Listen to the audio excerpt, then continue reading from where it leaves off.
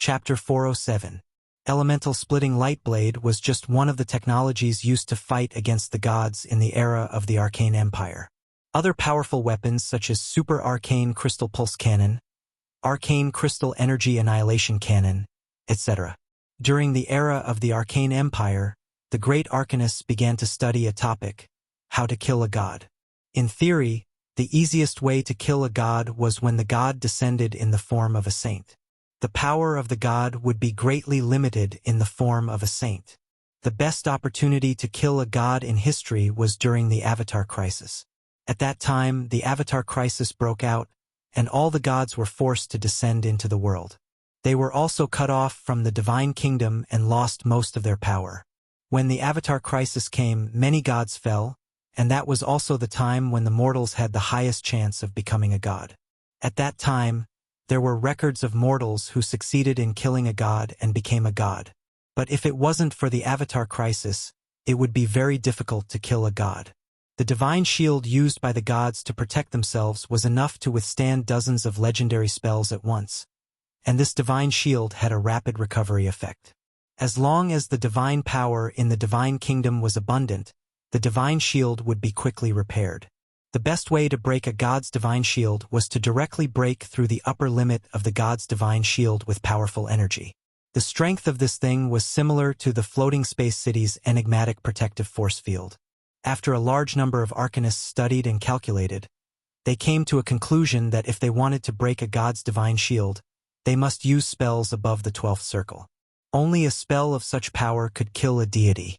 Spells above the 9th circle were called legendary spells.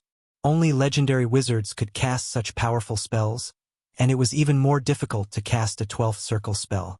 In the records of the Arcane Kingdom, there were only a few great arcanists who had successfully cast a 12th circle spell, and the one who had successfully killed a god was Khasis. After all, the power of Khasis's self-explosion was too strong. This was one of the reasons why the war between the gods and the Arcane Empire broke out. Since the destruction of the Arcane Kingdom, many spells above the 9th circle had been lost. Only a few of them had been passed down, and they were all hidden by the wizard organizations and not shown to others. It was said that these lost legendary spells were actually destroyed by the gods. Of course, it was not as if the great arcanists of the Arcane Kingdom did not leave behind a backup plan. In many hidden corners of the multiverse, or in some ancient ruins, legendary spells were still preserved. Even when the Arcane Kingdom was defeated, the floating city still managed to escape. Su Len also wanted to control this power. Although he did not plan to kill a god, for his own safety he had to control this power.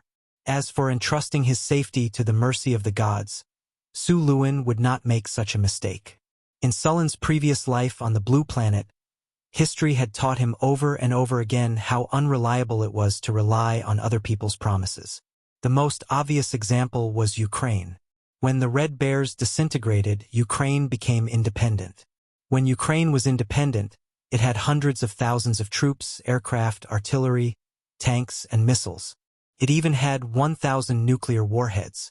In the end, it was tricked by the NATO countries and destroyed all its nuclear warheads for only $10 million. At the same time, it also got a promise that it would not use nuclear weapons on Ukraine. As a result, Ukraine really believed it. Of course, there were also economic reasons. They were too poor. In the end, all nuclear weapons were destroyed. After the destruction of nuclear weapons, what happened to Ukraine in the end? From the world's third strongest military power, it became a small country that was bullied at will.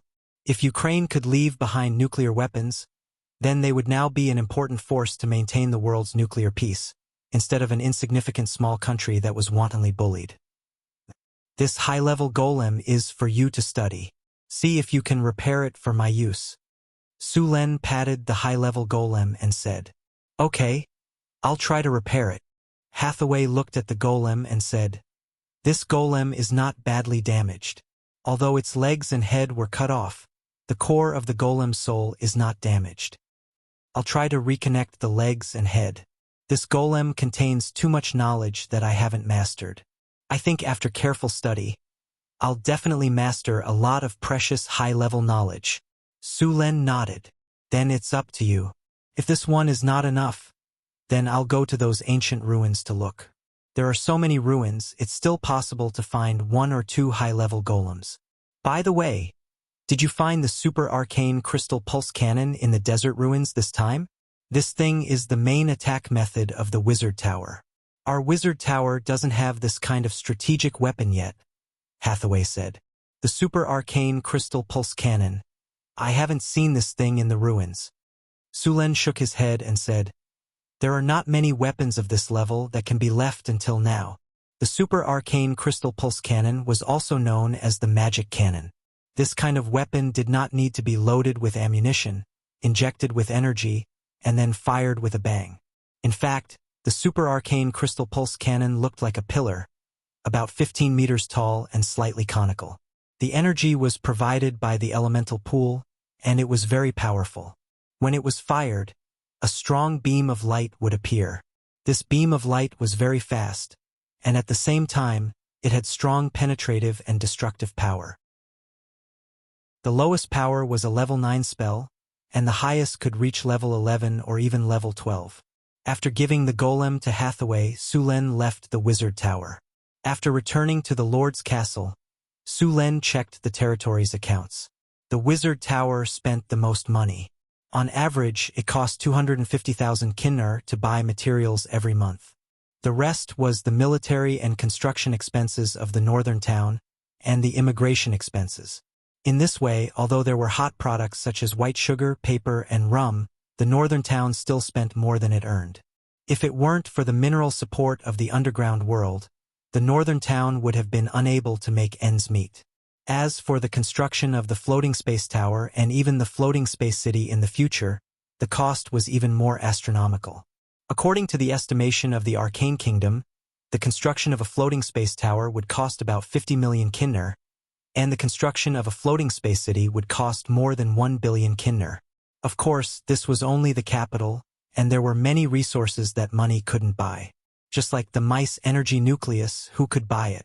Without the mice energy nucleus, the floating space city couldn't fly even if it was built.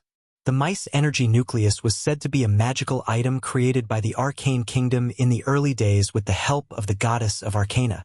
The energy of the mice energy nucleus covered a radius of 1.6 kilometers, which was more than enough to build a floating space city with a population of 50,000. However, due to the war between the Arcane Kingdom and the gods, there wouldn't be a new mice energy nucleus. At that time, the great arcanists of the Arcane Kingdom also studied another alternative, called the elemental furnace. The theoretical knowledge of the elemental furnace wasn't profound. It could obtain a huge amount of energy through the fission of elements. However, although the energy provided by the fission of elements was large, it still couldn't compare to the mice energy nucleus. This technology was later used in the floating space tower. Later, the arcanists developed a more powerful elemental furnace technology, elemental fusion. The energy produced by elemental fusion was 10 times or 100 times more than elemental fission, but this technology was broken through too late. At the end of the war, this technology was born. The emergence of this technology didn't help the success of the Arcane Kingdom. The breakthrough of elemental fusion made the emergence of the super-large floating space city possible. However, the elemental furnace, elemental fission, and elemental fusion were all high-end information in the era of the Arcane Kingdom. Hathaway only knew a few words, and it was difficult to obtain this technology. Could only be studied slowly. In fact, Sulen still had some information about elemental fission. He had obtained some superficial information about elemental fission from a relic when he was in the underground world. Sulen checked the affairs of the northern citadel during this period. The little succubus Chrissy had handled it well. There were no mistakes in the city. After checking all the affairs, Sulen began to think about how to open up new sources of income. One of the reasons why the northern citadel could be built so quickly was because of sufficient funds. He also wanted to install the arcane crystal rail cannon for the wizard tower. Although Sulen didn't know how this thing was made, Sulen knew that its value was certainly not low. First, he went to the warehouse.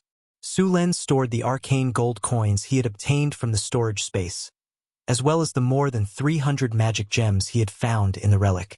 These things were almost enough to cover the expenses of the wizard tower for a while. After leaving the warehouse, Su Len went to the winery. The most popular product in the winery was vodka. However, although vodka was sold in large quantities, its price was slightly lower. The price of rum was higher, but the production of rum was low. Su Len thought for a moment and decided to try to see if he could make perfume. The process of making perfume was actually not difficult. On one hand, it required a high concentration of alcohol, and on the other hand, it was a problem of spices.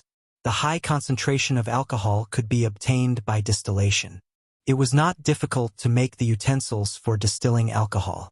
Su Len asked 2 skilled craftsmen to make a set according to his blueprint, and then through repeated distillation, a high concentration of alcohol was obtained. There were more types of spices. Spices could be extracted from various flowers, and then the extracted spices and alcohol were mixed according to a certain ratio. Then a simple perfume could be obtained. It was not difficult to extract spices from flowers. The simplest way was to mash the flowers and filter them. Although the technology in this world was not as advanced as in his previous life, in many cases, the effect of spells was no weaker than that of technology, or even stronger. Chapter 408. North Town's Mysterious Territory.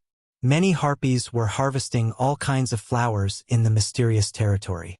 The mysterious territory had been restored for almost a year. It was a world of difference from the barren and dilapidated state it was in at the beginning. The air was filled with the fragrance of flowers. There were 2 rows of tall trees on both sides of the straight road. In the distance, there were lush flower fields. On the other side of the flower fields, there were all kinds of strange plants. After such a long time of restoration, all kinds of magical plants had been planted in the planting area of the mysterious territory. Most of the magical plants bloomed. In order to make perfume, Su Len planned to collect all kinds of flowers in the mysterious territory to make perfume. Perfume, or rather perfume-like products, existed in this world. One of the more popular ones was the rose nectar produced in the kingdom of Caloranza. This rose nectar was very expensive. A small bottle of about 30 milliliters of rose nectar was sold for 50 gold nars. Of course, there were many other kinds of flower dews apart from rose dew. Su Len had seen the rose dew. In fact, it was very similar to perfume. Sulen's perfume did not have an absolute advantage. Therefore, he planned to mix the fragrance of the perfume while adding plant essential oils to the perfume. In his previous life, Su Len had always been single. However, one of his friends deliberately learned how to make perfume and lipstick in order to chase his girlfriend. He then made the perfume and lipstick in the school's laboratory for the girl he liked. Since he was going to give the perfume and lipstick to someone, he could not use cheap materials. Therefore, he bought some rose oil and added it to the perfume and lipstick. In the end, the perfume and lipstick were indeed very good. This guy even asked Su Len to help him. Therefore, Su Len basically knew the process of making the perfume and lipstick. After making the perfume and lipstick, his friend excitedly ran to the girl's dormitory with the lipstick and perfume, ready to confess his love. He heard that the girl was very touched and encouraged him to continue working hard. Then, she got into a Ferrari and left.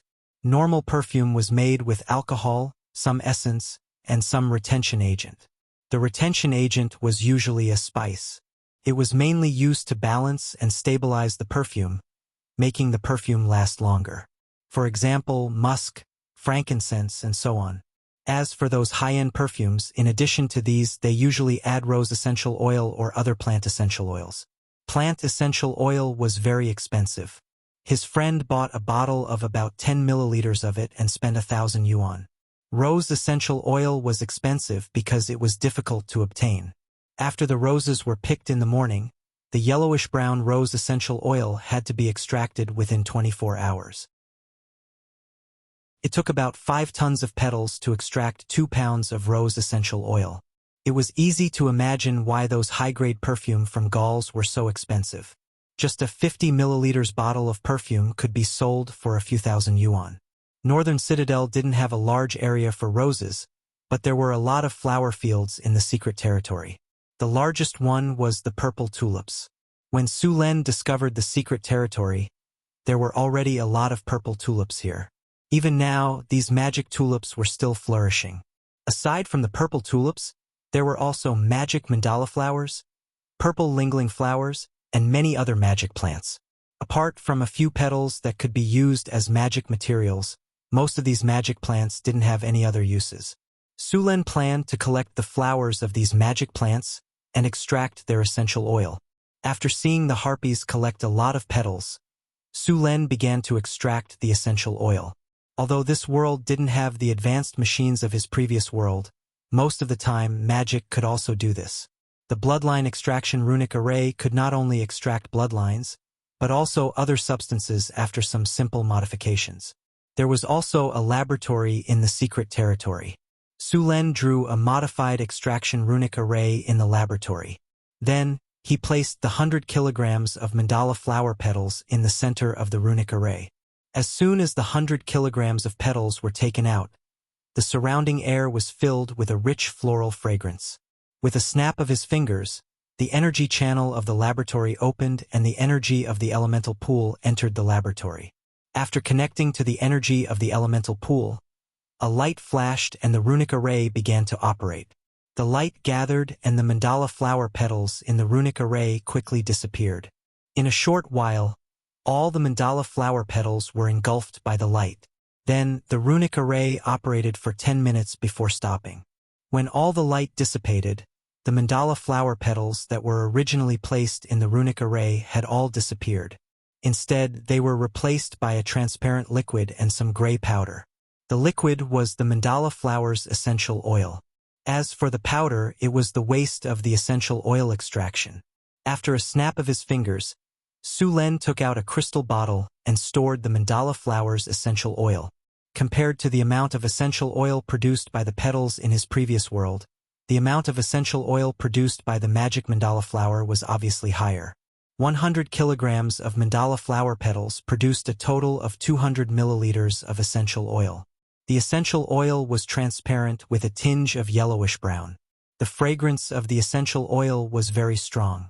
Sulen let the system appraise it and checked its attributes. Mandala flower essential oil. The essential oil extracted from the magic mandala flower. It has a strong fragrance and can restore mental strength, detoxify, excite, and restore youth. Note: it needs to be diluted before use. After successfully extracting the mandala flower essential oil, Sulen started to mix the perfume. The various spices in the northern city had already been prepared. Sulen chose a few of them to mix. To be honest, this kind of work didn't suit him.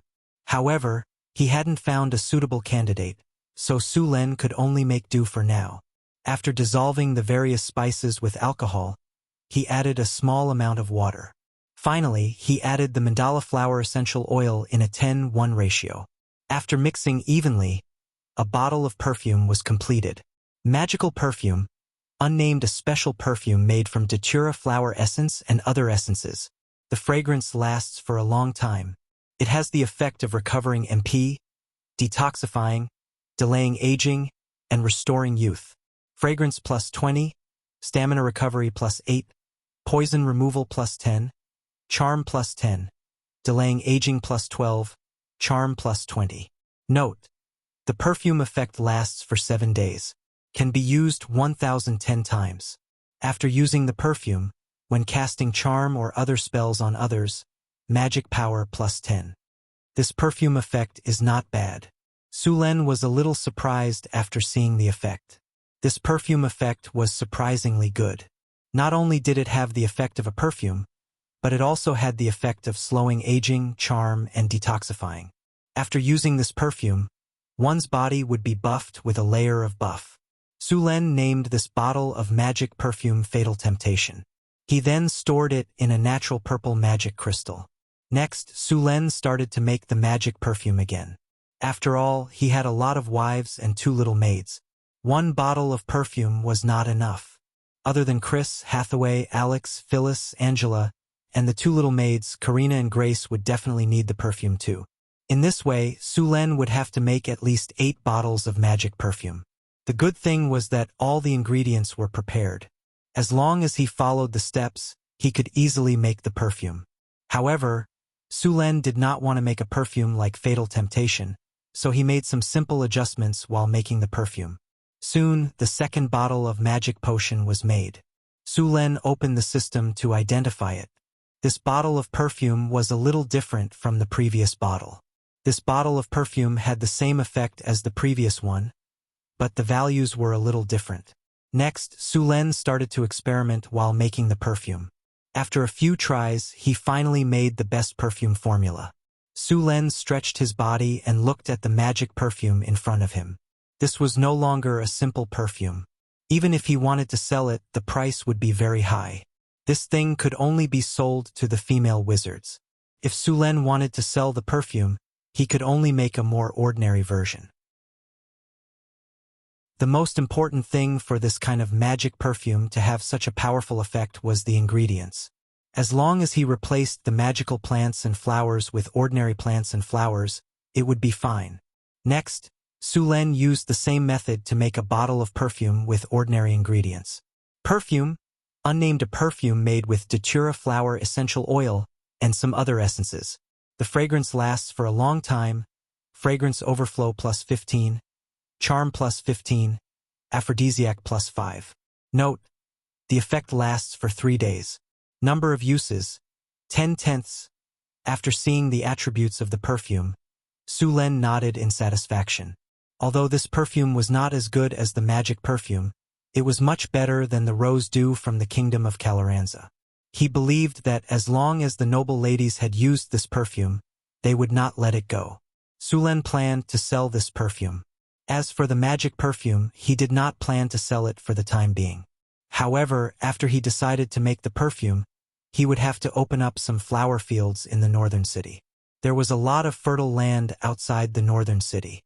It would be a waste to use it to grow flowers. After some consideration, Su Len decided to open up a flower field near the Mirror Lake City. There was also a lot of land in the Mirror Lake City, but without the buff of the harvest altar, it was just right to grow flowers.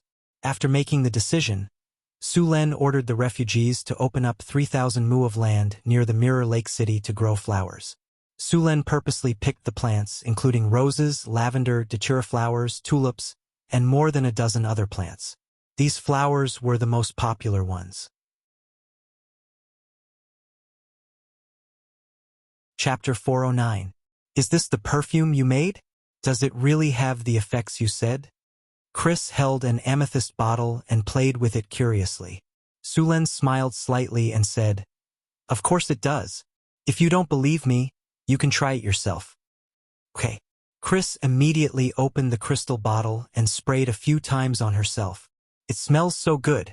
As soon as she sprayed it out, a pleasant fragrance filled the air. At the same time, Chris, who was already very beautiful, seemed to have a faint aura around her body at this moment. She became even more beautiful and looked charming. Even Su Len, who was used to seeing beauties, was a little dazed after seeing Chris's current appearance. After a few seconds, Su Len reacted. He snapped his fingers and a light flashed.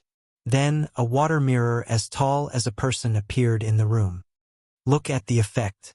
Is this the effect of the perfume? Chris looked at her figure in the water mirror and said in surprise. Of course. Su Len smiled slightly. Chris's figure instantly wrapped around Su Len like a beautiful snake. Then, she said with a charming face, "Master, do you have any more of this perfume? Give it all to me, okay?" As she spoke, she secretly touched Sullen's lower body with her small hand.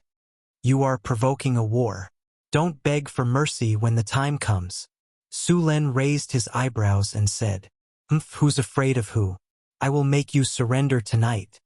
Hearing Sullen's words, the little succubus said stubbornly, but the movement of her hands stopped. Although the little succubus's combat power was the best among the few girls, she was still defeated when facing Su Len alone. This proud little succubus who liked to train her subordinates was a little guilty, but she didn't want to give up on the magic perfume. She said weakly, "Please, master." As she spoke, the little succubus said with a righteous expression, "And these perfume are the best for me to use. Besides, master is the one who enjoys it in the end." "Master, how about I help you deal with Hathaway? We succubi have a lot of skills that you haven't tried yet." "Okay. I'll give you another bottle of perfume." Looking at the little succubus in front of him, Su Len held his forehead. "You sold Hathaway for a bottle of perfume. You are really arrogant. If Hathaway finds out, she will hang you up and spank your little butt." Su Len shook his head and gave her another bottle of the magic perfume. In fact, it was easy for the little succubus who was good at talking to deal with Hathaway. "Thank you, master." The little succubus quickly snatched the bottle of perfume and glanced at Su Len with satisfaction. She turned into a puff of smoke and disappeared. Su Len shook his head and went to find the others with the rest of the perfume. They were all pleasantly surprised after using the great magic perfume Su Len gave them. They were very satisfied with Su Len's gift. Hathaway even pestered Su Len for the method of making the magic perfume. She wanted to try making some herself. The construction of the Martyr's Palace in northern Battlefront City was progressing very quickly. Due to the abundant manpower and equipment in northern Battlefront City, the difficulty of the construction had decreased by a lot. They could even ask for help from Lorraine and Andre if they needed to solve some difficult problems. The construction of the Martyr's Palace changed every day. According to the current progress of the project, it would only take a month or two to complete the magnificent Martyr's Palace. After patrolling the entire city, Su Len left with 2 squads of soldiers. The one in charge was the commander of the sniper battalion, Kane. Due to the expansion of his territory and the construction of the new city, Su Len sent out the heroes under his command. In order to ensure the safety of the new city, Su Len sent Boulder and Johnson over. With the 2 of them there, even a legendary enemy wouldn't be able to withstand the attacks of 2 barbarians who had activated deity descent. Su Len was now a Grand Duke. When he went out, he had the corresponding etiquette and guards. He couldn't go out alone. He didn't want to expose himself when he went to the Desert Kingdom to search for ruins, so he didn't bring anyone with him. Now that he was in his own territory, he couldn't do that. After leaving Northtown City, the group headed straight for Mirror Lake City. The road between Northtown City and Mirror Lake City was only slightly repaired. Su Len frowned slightly. He planned to have the City Hall repair the road when he returned. He planned to connect Mirror Lake City, New City, and Centaur City with roads starting from Northern Town City. The roads would be 4 meters wide, and all of them would have to be paved with stones or stone slabs. This way, even if it rained, the roads wouldn't become muddy and difficult to walk on. The construction of the roads in Northwind Duchy was a huge project. It would take a lot of time to complete. As Northwind Duchy grew stronger, so would his territory. The construction of new cities and roads would continue. This project might be even larger than the construction of Northtown. According to Su Luan's requirements, a 4-meter-wide roadside needed to be paved with stones or slates. An open space on both sides of the road needed to be cleared. In this era, it was equivalent to the highway in his previous life. This kind of project required a lot of manpower and funds. Currently, Beifeng Principality was using refugees and slaves. Now, they only needed to pay some food and points. However, 3 years later, the slaves and refugees would regain their freedom and become citizens of Beifeng Principality. At that time, it would cost even more money to hire them again. After building the roads, Su Len was very clear about the cost. It was cheaper in the city, but in the wilderness, the further away from the city, the higher the cost. The cost of building a 1-kilometer-long road was already over 20,000 gold. This was because Northwind Duchy didn't need to buy many resources. It was no wonder that the lords weren't willing to spend money to build roads. Even if they wanted to build roads, they only needed to clear the weeds and fill in the roads. As for hardening the roads, only Su Len would do that. Mirror Lake City was 50 kilometers away from Northtown City. Su Len and his army arrived in the morning. In fact, if he let the Pegasus run, it would take less than 10 minutes to reach the city. However, although the horses the others were riding were also high-quality military horses, they were still worlds apart from the Pegasus. When they arrived at Mirror Lake City, the Pegasus snorted unhappily. It was clearly unhappy that Su Len didn't let it run at full speed. Su Len patted the Pegasus' head to calm it down. Then, under the guidance of Occam, the city lord of Mirror Lake City, they entered the city. Mirror Lake City was much smaller than Northtown City. According to the plan, the city's permanent population was set at 50,000. However, there were only 20,000 people in the city right now. The group quickly arrived at the city lord's mansion. The mansion wasn't big, and there were many places that hadn't been completed yet. Sulen sat down in the main hall. "Master, welcome to Mirror Lake City," Occam said respectfully.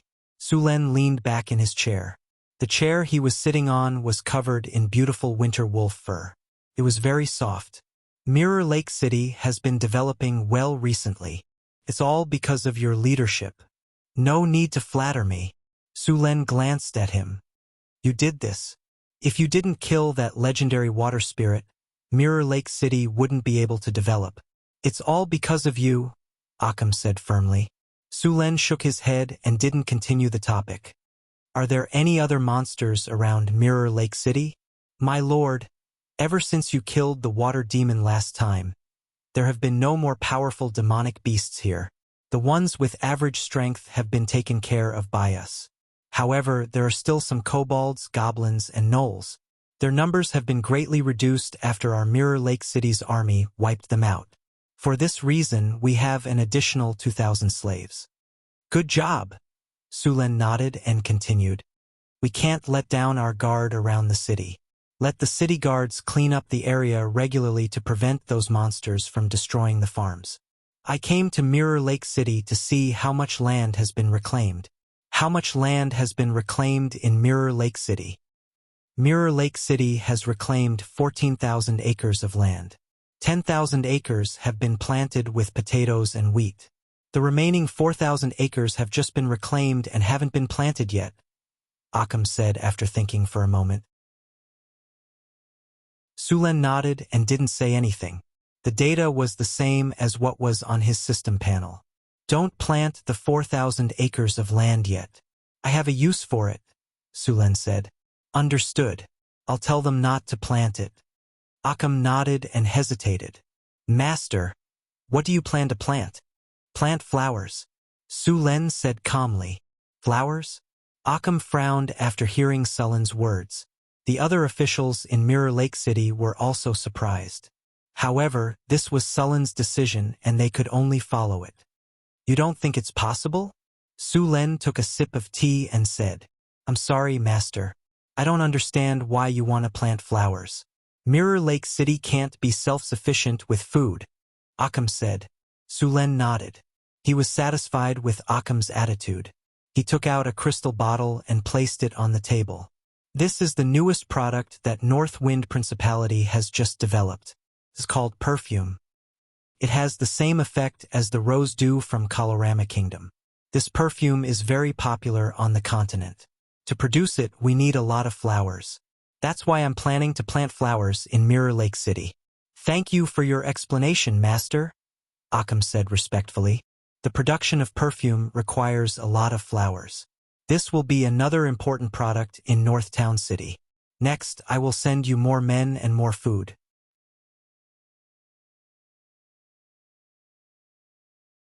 Chapter 410. Originally, Su Luan planned to plant 3,000 mu of land first, but he didn't expect that there were 4,000 mu of open land in Jinghu City. Then he planted all kinds of flowers, such as roses, jasmine, lavender, violets, tulips, datura, and so on. Mirror Lake City had plenty of water and sunlight, so it was very suitable for planting flowers. Sulen asked the caravan to buy a lot of flowers for them to plant.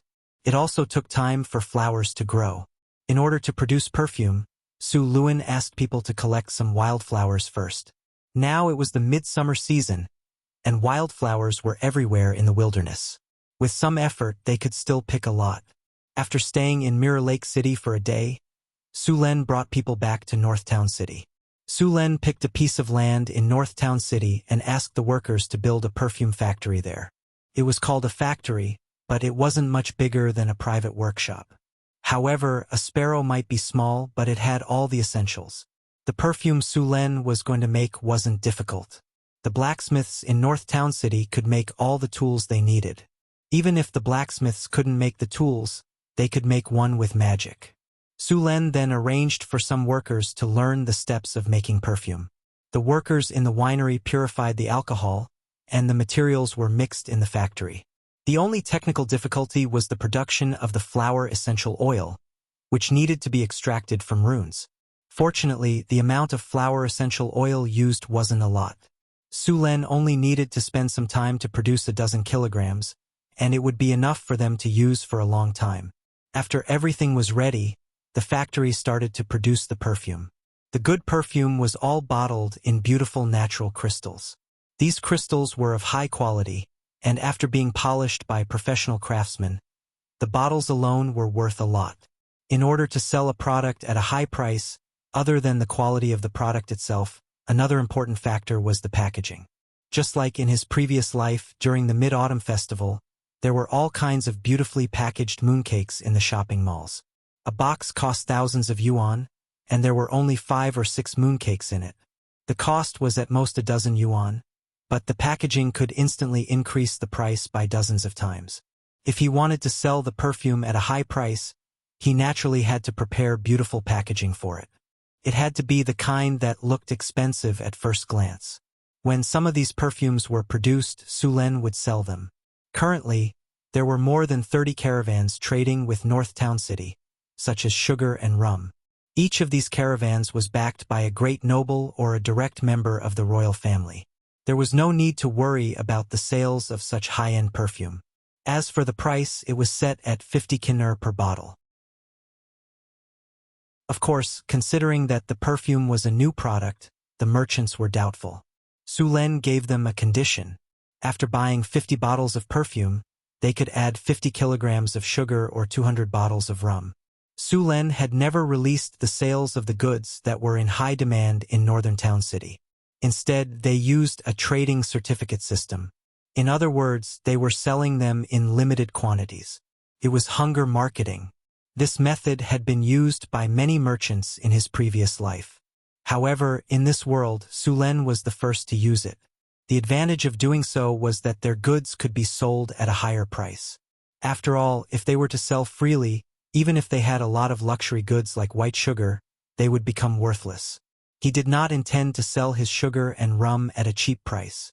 What good would it do him if it became cheap? Earn more money? Small profits but quick turnover? He would only do that if he lost his mind. He only needed to sell 1% of the perfume to make a huge profit. Why would he sell all of it to suppress the profits? No one was competing with him. This time, in order to increase the sales of the perfume, Su Len used the method of bundling sales. The merchants who wanted more sugar could only accept this method. The first batch of perfume produced 2,000 bottles. As long as each merchant bought 100 bottles, they could all be sold. Even if there were some left, Su Len would let the caravans in Northern Town City sell them. After the feedback, they would continue to produce the perfume. Even if they only sold 2,000 bottles of perfume per month, according to the price of 50 kinner, they could still bring in 100,000 kinner per month. It would take a lot of money to build a kingdom from poverty. Su Len had to keep making money. After handing over the perfume matter, Su Len had nothing to do and started to wander around the city. Because of the large number of adventurers who came to Northern Town City, these adventurers would often go to the wilderness to search for treasures. Therefore, there was a special market here. Occasionally, there would be some good stuff for sale. Su Len planned to try his luck at this market.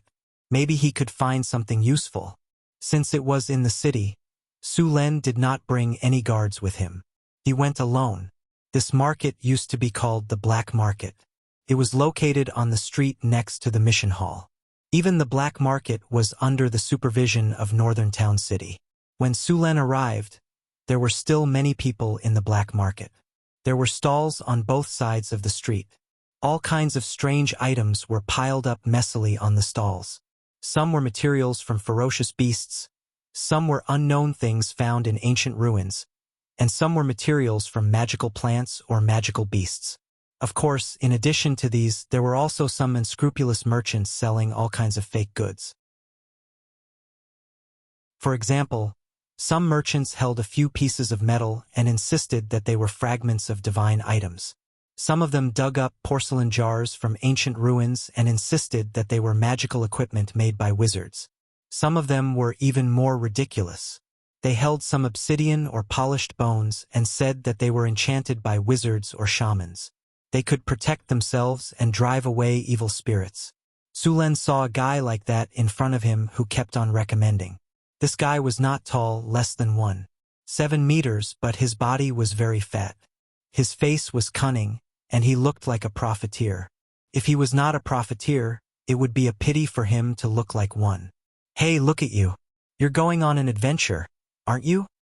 Don't go. I'm a proper merchant. I have a lot of things you need in the wilderness. Are you sure you don't want to take a look? Sulen did not want to talk to him. He was about to take a detour. However, the fat man was not discouraged.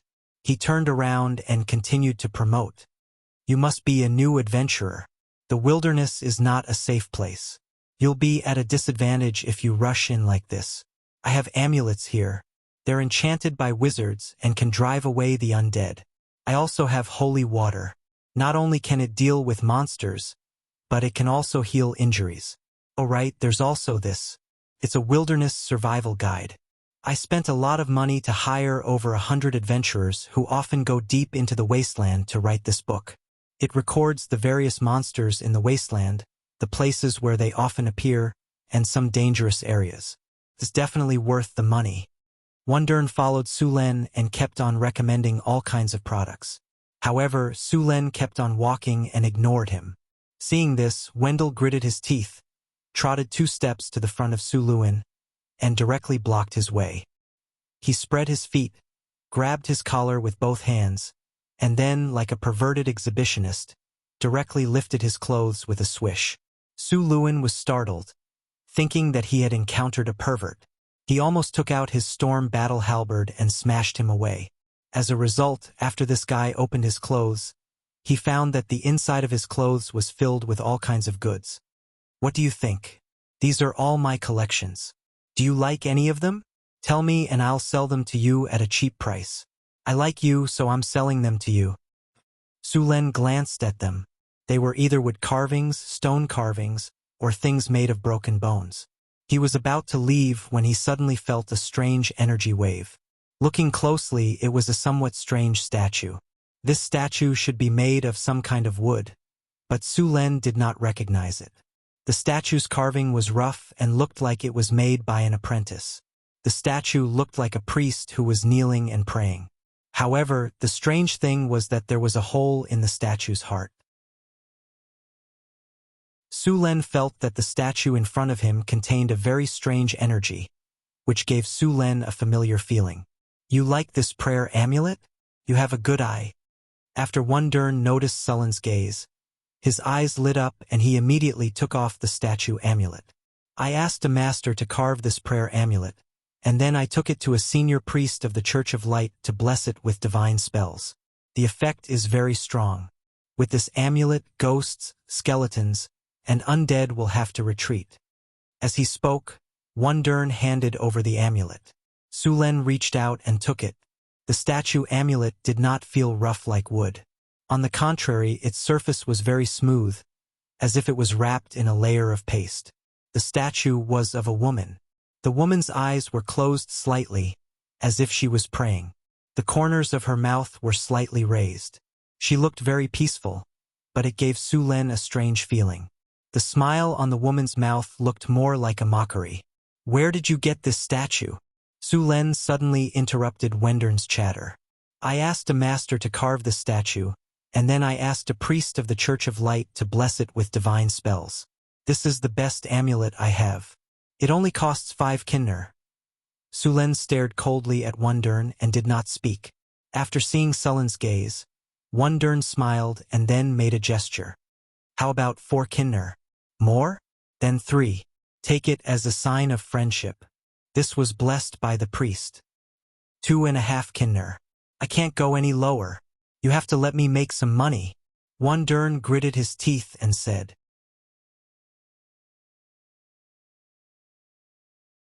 Chapter 4:11. Su Len threw him 3 kinner and then asked, "Tell me where you got this statue." Windurn quickly used the kinner, and even the rogue couldn't keep up with his speed. Then he put it in his mouth and bit it with his black and yellow teeth. "You really have good taste. This amulet of mine is from—" "Don't say that again, or I'll let the city guards send you to prison."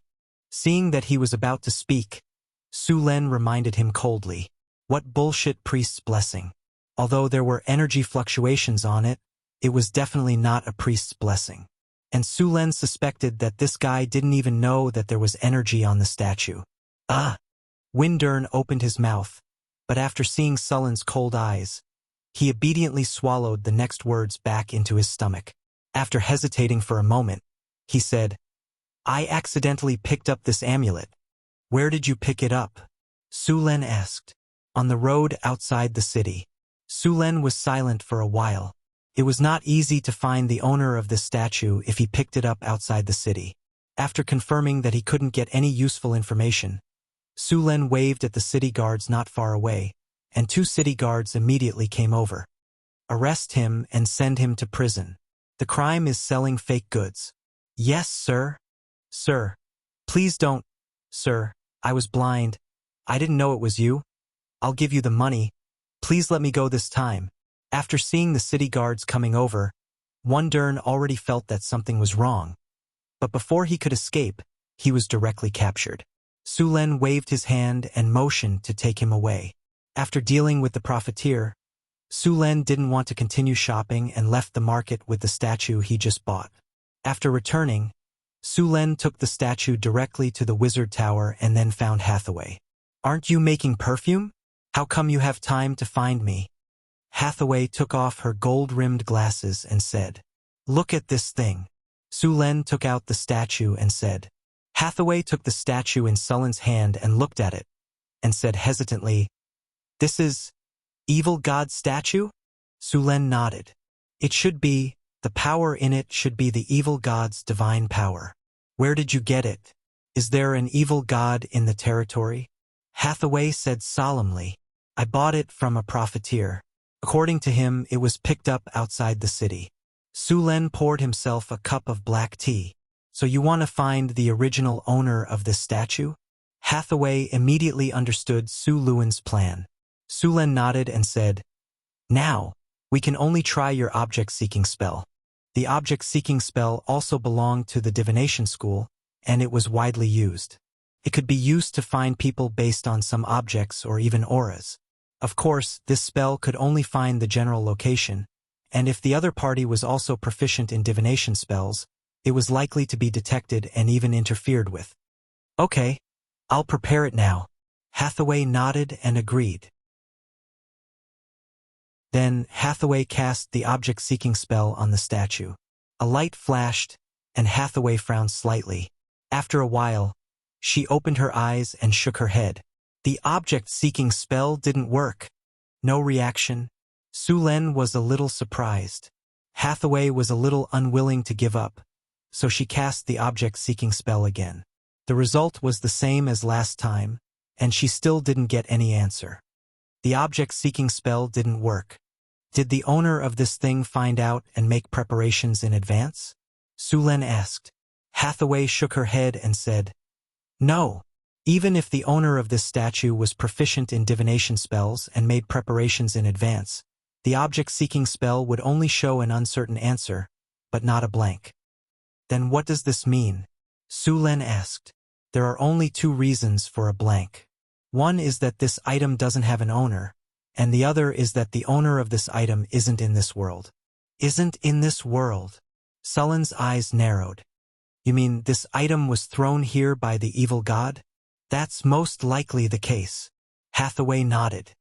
"In order to gain believers, the evil god will do everything possible to put his power into the main material plane. This statue is his bait. This statue will gradually affect the mind of the person who picks it up. In the process, it will subtly influence and tempt the person, and in the end, it will develop the person into its own believer. Ordinary people will be affected after picking it up for 3 to 5 days. Then they will gradually become its believers." "Are there many of these things?" Su Len picked up the statue and asked. In fact, it's not easy for the evil god to send this thing in, so there are very few of them. Hathaway smiled and said, You should know about the plane's rejection. It's usually very difficult for gods or creatures from the lower plane, upper plane, or astral plane to enter the main material plane. The evil gods instill some power in these statues, and then spend a lot of effort to secretly send these statues to the main material plane. This way, they cultivate believers. When the number of believers is enough, they will even secretly set up a church and perform a large number of sacrifices. They can obtain the evil god's power through sacrifices. Later, they can guide the evil god's clone to descend, or even the evil god himself may descend. Su Len nodded. Under normal circumstances, the evil gods would not descend with their real bodies. The main material plane suppressed them greatly. Usually, a part of their clone would descend to harvest flesh and blood, souls and faith, and then strengthen themselves. Under normal circumstances, it was very difficult for the evil gods, demons, devils, angels, and oracles to descend to the main material plane. The usual method was to let the believers in the main material plane use magic circles to summon them. Only with the cooperation of these believers or summoners could they come to the main material plane. This was a kind of self-protection of the main material plane.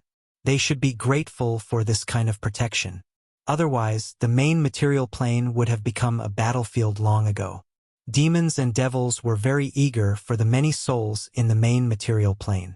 They wanted to enter the main material plane all the time, and it was obvious that the evil god was the same. I should know this evil god, Su Len said as he played with the statue in his hand. You know it. Hathaway was a little surprised. Of course. What do you think is special about this statue? Su Len pointed at the statue and said. Hathaway observed it carefully and said, The heart. There's a hole in the statue's heart. Yes, this statue is very likely that old friend of mine, the Heartless. Su Len smiled. The cultists he had annihilated last time were the cultists of the Heartless. After he discovered that the cultists were causing trouble in northern Garrison City, he directly dealt with them all. Even the cultist's avatar that the Heartless had sent down at that time had been destroyed by Su Luen. Not only did it leave him with a lot of experience, but it also gave him divinity. Back then, the evil god had unwillingly left an evil god mark on Su Len. Clearly, this time it was very likely that it had sent the statue near North Town City because of the evil god mark. What do you plan to do with this? Hathaway asked. Su Len smiled mysteriously. I have my ways. He snapped his fingers lightly, picked up the evil god statue, and left the wizard tower. Su Len already had an idea about the use of this evil god statue. He was prepared to help this evil god establish a heartless church and let those people believe in him. Of course, this wasn't because Su Len was crazy. He was planning to raise pigs. Since the Heartless was preparing to recruit believers, harvest faith, and souls, Su Len would help him grow. After growing to a certain extent, he could summon the evil god clone of the Heartless. An evil god clone was a good thing. Killing such a clone would not only give a lot of experience, but more importantly, divinity. The evil god clone contained divinity, which was something that could be desired but not sought. Under normal circumstances, it was very difficult to obtain divinity. In the material plane, there were too few creatures with divinity, and these creatures were very powerful. It was not easy to find these creatures with divinity. Many of them had powerful allies, such as unicorns. Unicorns lived in the elf forest and were protected by the elves. Now that Su Len had discovered the evil god clone, he naturally planned to give it a try. Of course, Su Len had never heard of anyone providing believers for the evil god. This method was very dangerous. The evil god was a very powerful creature.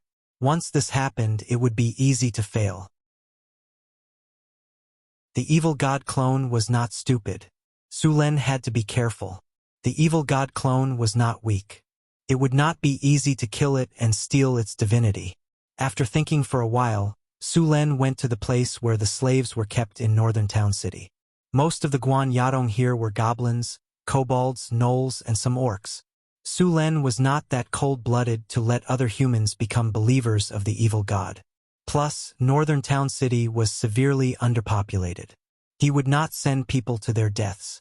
So, he planned to use goblins, kobolds, and gnolls as believers of the evil god. As for whether the evil god had any objections, it was not within Sullen's consideration. The evil god would not care so much as long as there were believers providing him with faith power.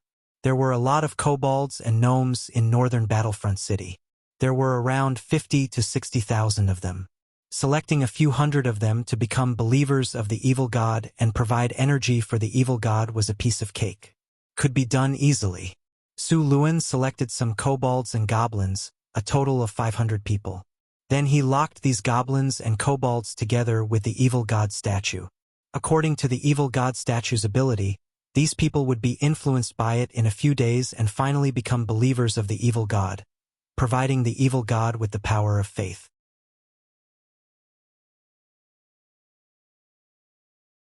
Chapter 412.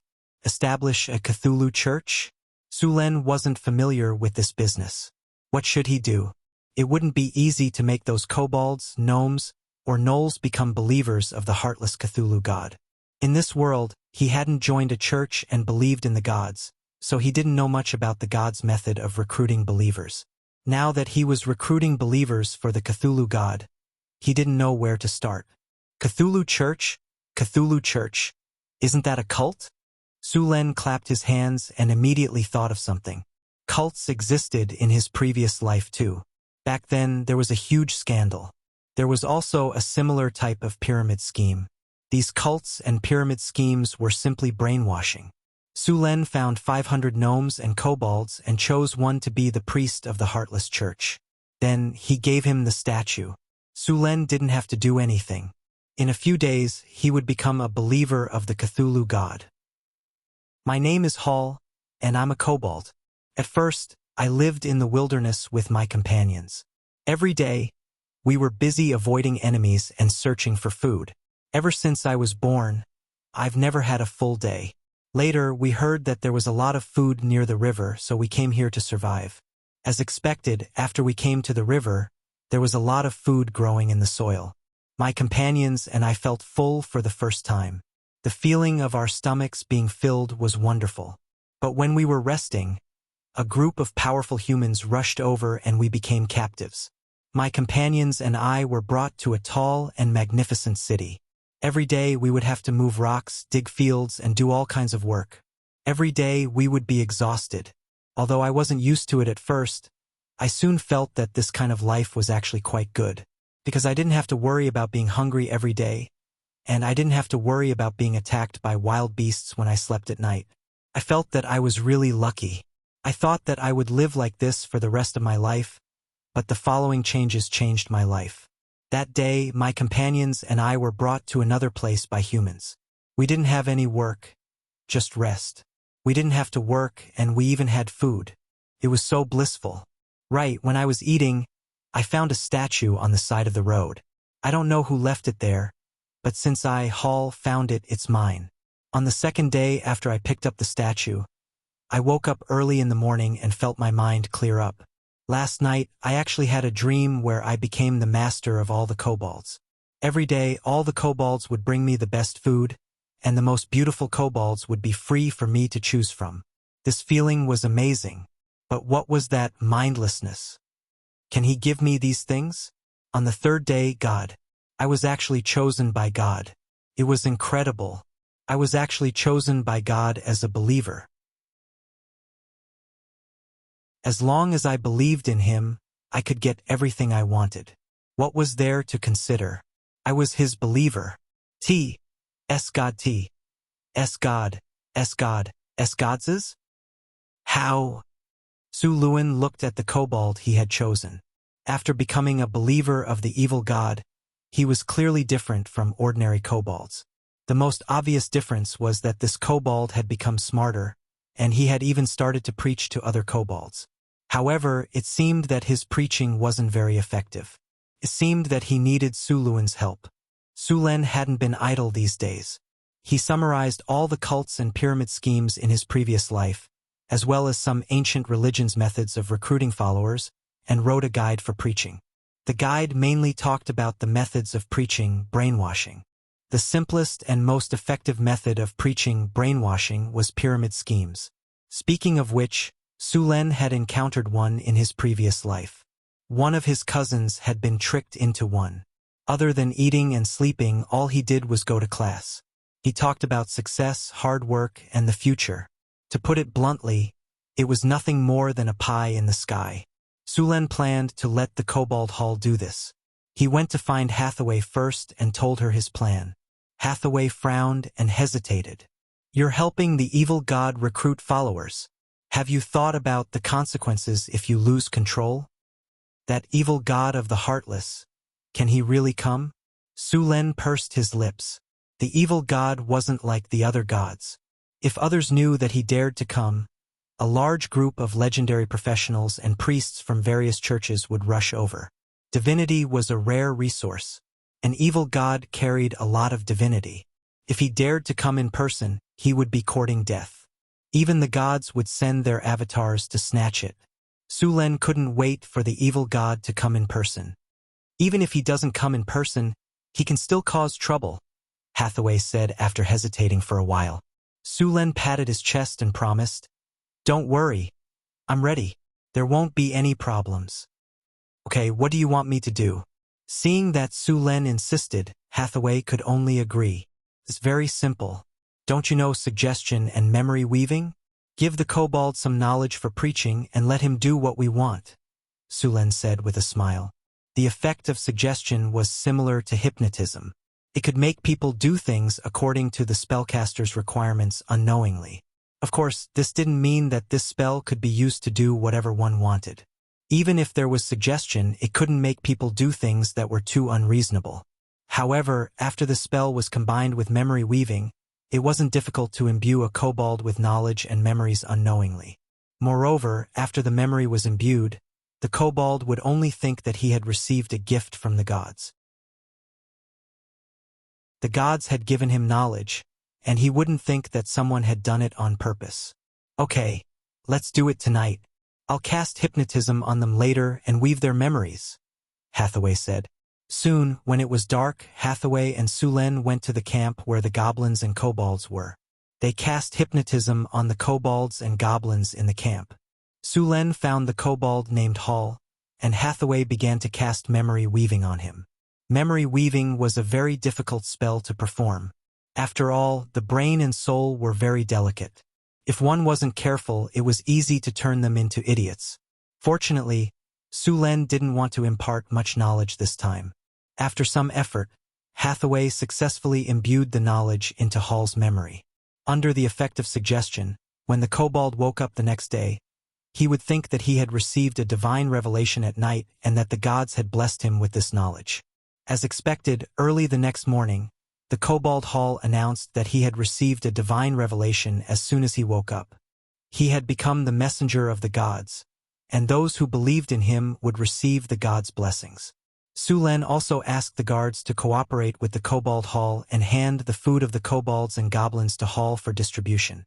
With the authority to distribute the food, Hall easily made the kobolds and goblins obey him. Next, Hall began to preach.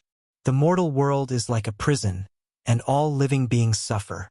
In the void hometown, everyone is equal. There is a god descending from the heavens, Wuxia Patriarch. Followers of the Wuxia Patriarch, as long as you believe in the Wuxia Patriarch, you can eat your fill every day.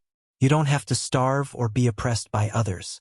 You can also enjoy the offerings of others and enjoy the things that only humans can enjoy. Why are we oppressed and enslaved? Are we born like this? No, it's the oppression of others, but we can't resist. Only by believing in the Wuxia Patriarch, the gods will give us power and bring disaster to our enemies. Learning medicine can't save the kobolds and goblins. Only the Wuxia Patriarch can save us. Open your eyes and take a look. We have reached the most dangerous moment. If we don't believe in the Wuxia Patriarch, no one will care about our lives. Comrades, friends, fellow believers, wake up. As long as we unite and believe in the Wuxia Patriarch, nothing in this world can stop us." "Are you sure there's nothing wrong with what he said?" Hathaway and Su Len stood not far away and looked at the kobolds and goblins in the camp, who were surrounding the kobold in the middle with fanatical expressions. Su Len glanced at her and said, "I think it's great. Look, those kobolds and goblins have now become believers of that evil god." "That's not what I'm talking about." Hathaway glared at him. "I know what you mean. Do you think these kobolds and goblins can succeed if they want to rebel?" Su Len said with pursed lips. "Judging from their fanaticism, they must have provided a lot of power of faith. In a few days, the evil god will begin to give back to the believers. Be careful, don't let those churches find out. Those churches will never tolerate the evil god. Be careful. They might come after you when the time comes." Hathaway said with pursed lips. "Don't worry, everything has been arranged," Su Len said with a nod. "That's good. By the way, how long do you think it will take for the evil god to come looking for you?" Hathaway asked. "I'm not sure about that either. Why don't we wait until it's about time and force him to descend?" "It's up to you. Just remember to inform me when the time comes." Under normal circumstances, the evil god was very vengeful and would usually take revenge. Su Len had killed its church and its clone, and finally took away its divinity, which was a great humiliation for an evil god. After accumulating enough power, he could not wait to send his divine power incarnation to seek revenge on Su Luen. "You said you helped the evil god establish a church. He won't thank you."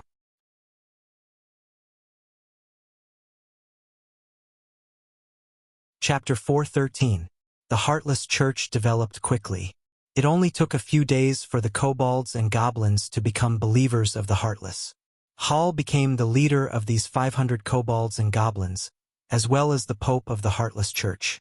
Hall even became a fanatic believer. Even the other kobolds and goblins had a few devout believers. Of course, most of the kobolds and goblins were shallow believers. However, with Sullen's brainwashing method, Hall only needed some time to cultivate a few devout believers among the 500 kobolds and goblins. Hundreds of devout believers and a few hundred ordinary believers provided a lot of faith power. Moreover, the evil god liked blood sacrifices. If these believers were sacrificed, the evil god would gain a lot of power. Su Len ordered people to keep a close eye on the kobolds and goblins. He didn't pay attention to them for now. With the church, the next step was to develop slowly. When the pigs were fattened up, they could be slaughtered. Right now, the pigs were at most a little piglet. Su Len had spent so much effort. How could he not make a profit? North Town City. This month's white sugar sales had begun again. The managers of more than 20 caravans were all present. Everyone was chatting and laughing in the hall. At this time, a middle-aged man walked in. After seeing this person, all the merchants immediately stood up and surrounded him. "Manager Xion, you're here. Please take a seat." "Manager Xion, this is the superior divine oil I brought from the desert kingdom. It can strengthen your body and cure all diseases." Manager Xion. The group of people fawned over him. Xion waved at them and went to the main seat in the room. He said, "You're all old friends. There's no need for these things. Let's discuss the quota for this transaction." "Yes." The merchants immediately quieted down and sat obediently in their seats. Xion glanced around. When he saw that everyone was present, he said, "Due to some technical reasons, the white sugar production this time has decreased compared to last month. Therefore, this month's quota has also decreased." "Master Xion, how much did it decrease? We're all counting on the white sugar to make money." "That's right, Master Xion. We've lost money this time. We're just waiting for the white sugar to recoup our losses. We can't decrease the quota." As soon as they heard that the amount of white sugar had been reduced, the merchants below instantly went into an uproar. For a moment, the entire room was in an uproar. "Quiet! Quiet!" Jean shouted loudly, but the merchants were all in a hurry and didn't pay attention to Jean's words. Seeing this situation, Jean frowned slightly and then shouted, "Whoever makes any more noise will be disqualified from purchasing this month. His share will be divided equally among the remaining people." As soon as he finished speaking, the noisy scene instantly quieted down. All the merchants seemed to have become mute. The whole scene was a little strange. Let me finish. Jean glanced at everyone and continued.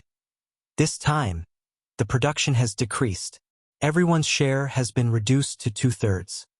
Hearing that a third of their share had been reduced, the merchants were in an uproar. However, as Jean's gaze swept over them, they immediately became well-behaved. However, considering that you and our Beifeng Principality are old friends, we naturally won't ignore it. Xian smiled. The Lord has given the order that we can take out some white sugar from our warehouse and sell it at the same price. Only then did the merchants breathe a sigh of relief. However, the rest of the white sugar is not something you can buy as you wish. Jean's words caused the merchants who had just breathed a sigh of relief to worry again. Don't worry, we don't intend to raise the price. However, there is a condition for buying the white sugar. What condition? The merchants didn't let down their guard. It's very simple. If you want to buy the white sugar, you have to first buy another product. Jean took out a beautiful amethyst bottle and then slammed it on the table. Perfume! Perfume? What's that? Hearing Jean's words, the merchants looked at the amethyst bottle with some confusion. This is a new product that we have developed. It's very popular with women. Jean picked up the perfume bottle and opened it. A pleasant floral fragrance filled the air. This is flower dew. One of the merchants asked. This is perfume. The effect is higher than flower dew.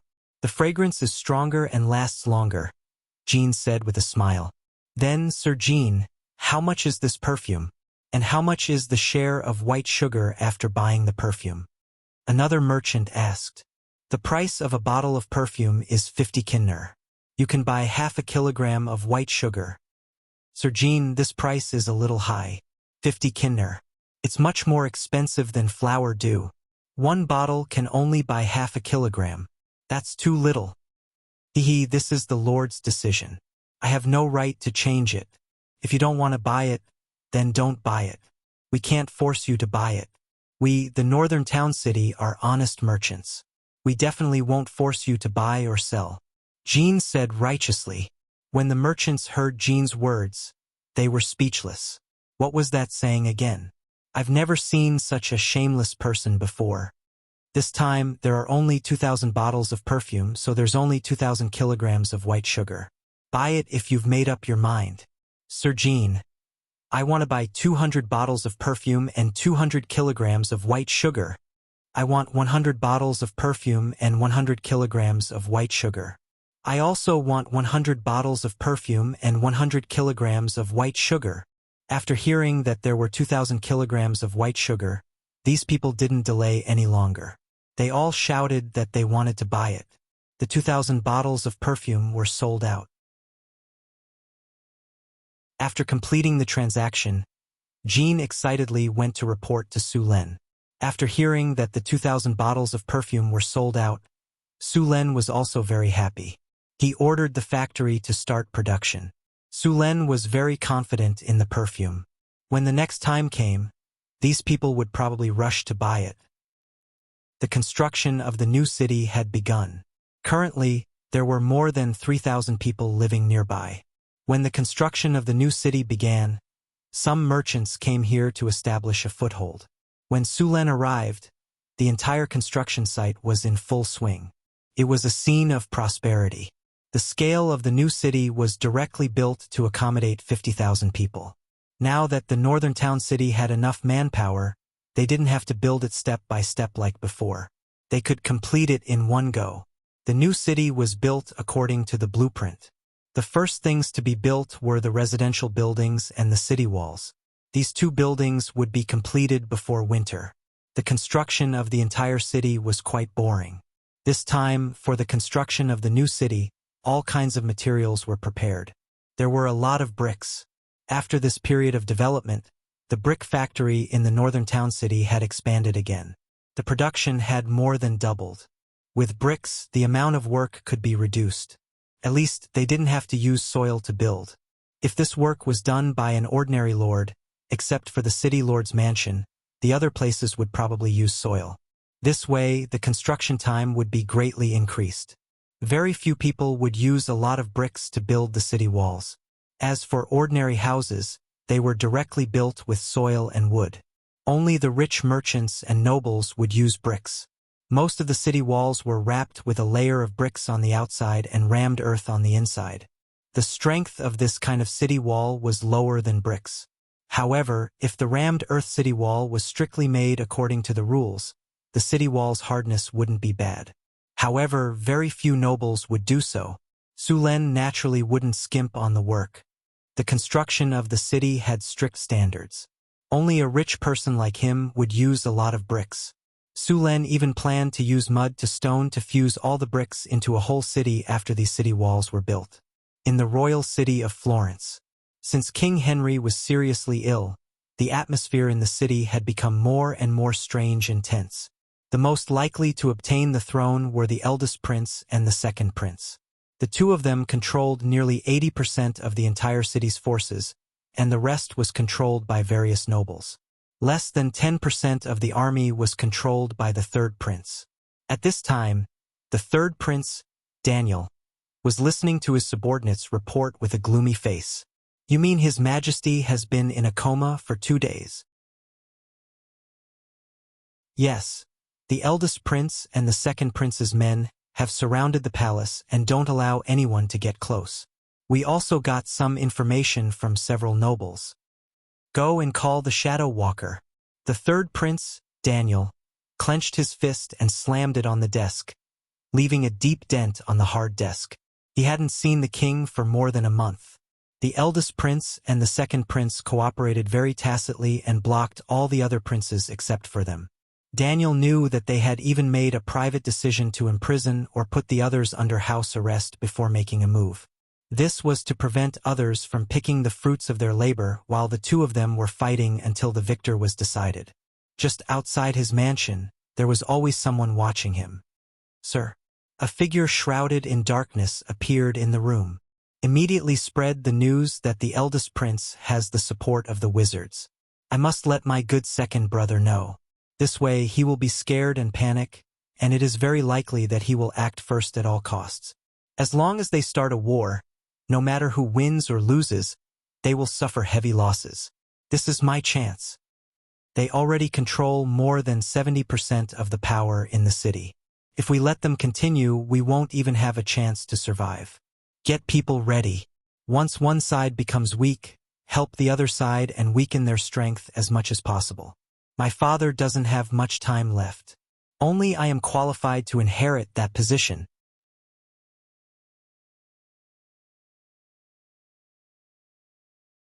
Chapter 4:14. Hurry up. Don't think of slacking off. You bunch of lazy bums, you should be grateful. If it wasn't for the great North Wind Duchy, you would have starved to death in the wilderness.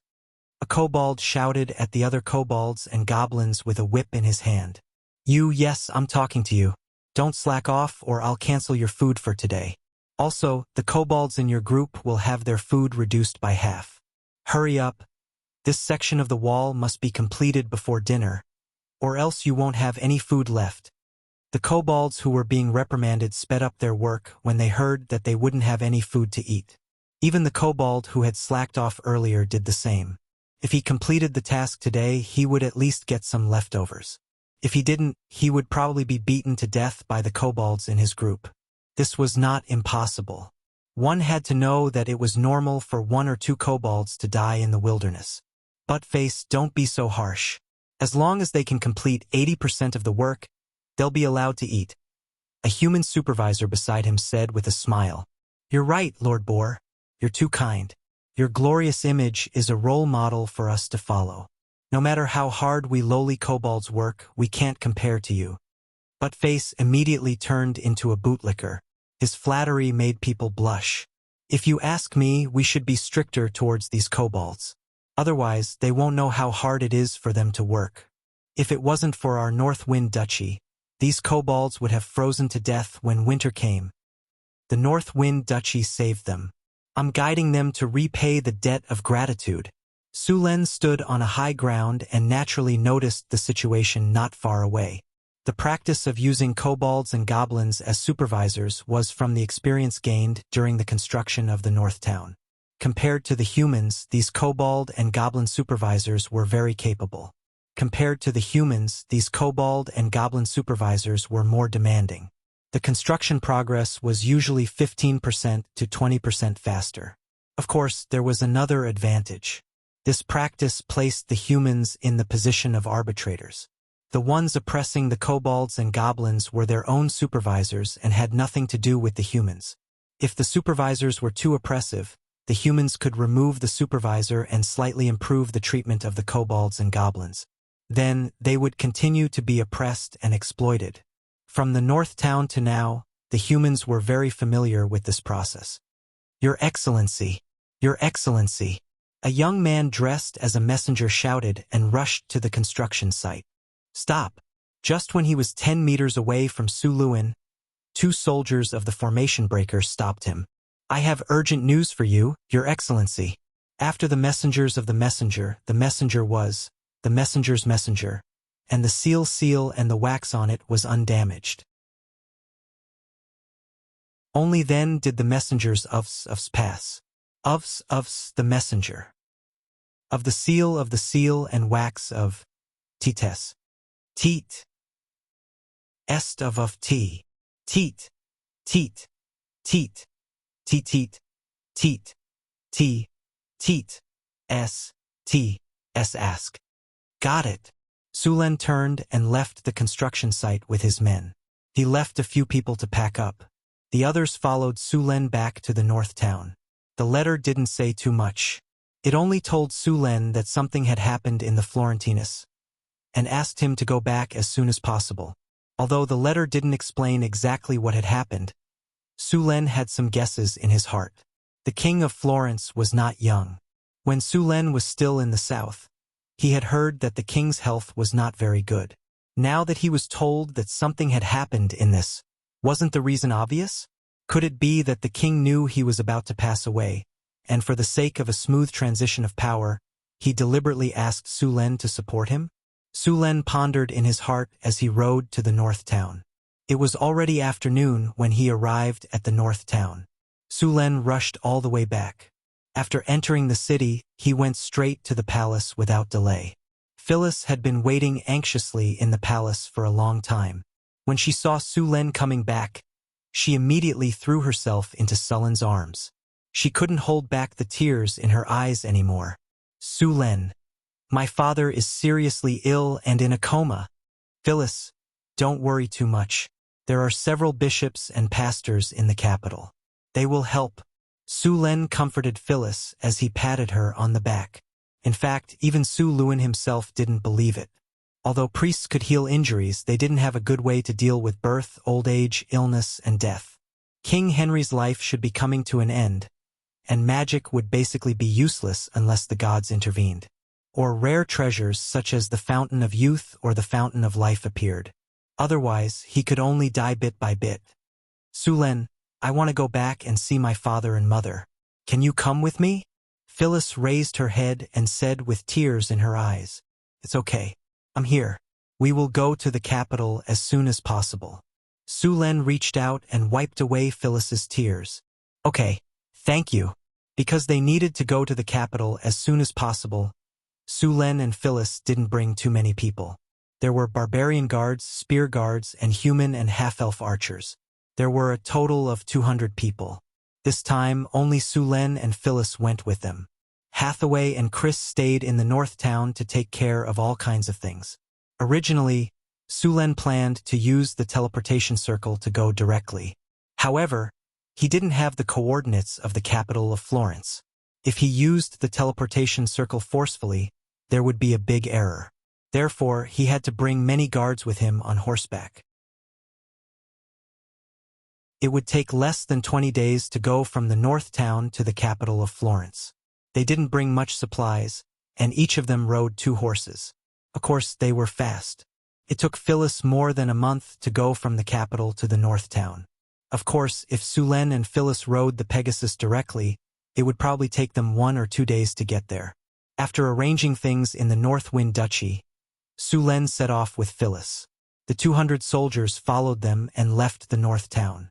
It wasn't difficult for Sulen and the soldiers in the north town to travel by force. With their physical fitness, they could still endure it. Sulen was a little worried about Phyllis. Perhaps it was because she had awakened the bloodline of the Red Dragon. Although the journey was very tiring, she still persevered.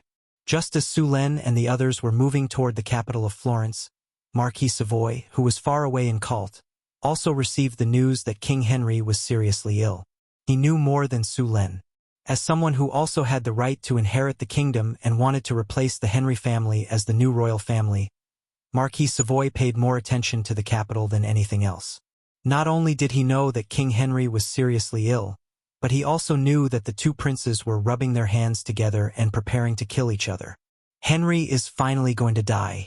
God is blessing the Savoy family. Marquis Savoy happily walked back and forth in the study.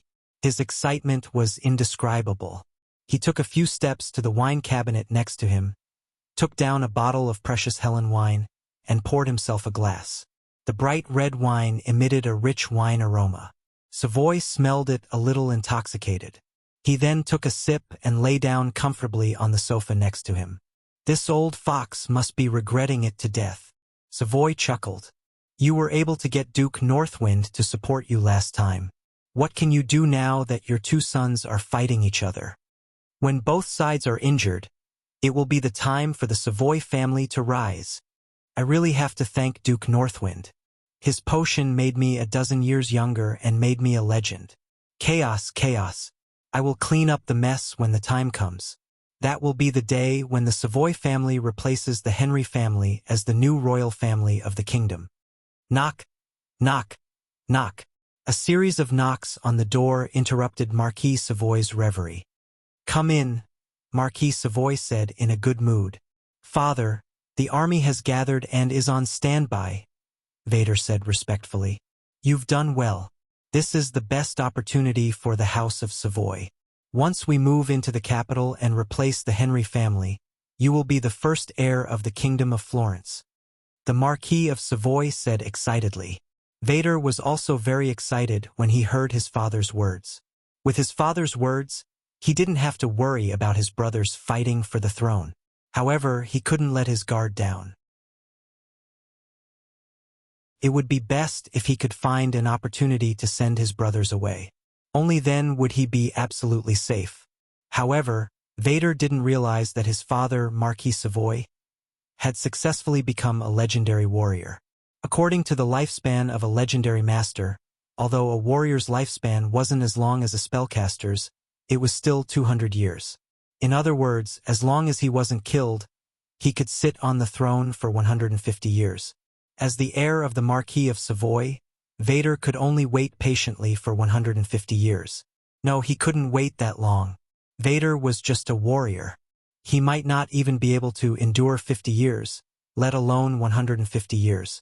How could there be a crown prince who could live for 150 years? In a world of 150 years, Vader's grandson's grandson would be 40 years old by then, and Vader would only be a pile of bones. In his excitement, Vader didn't realize that even if the Savoy family replaced the Henry family as the royal family, he would never be able to become king.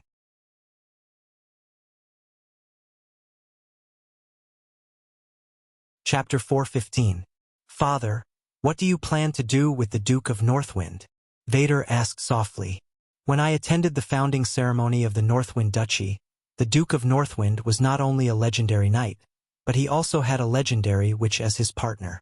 No one could ignore a powerful legendary wizard, not to mention that Hathaway had a wizard tower.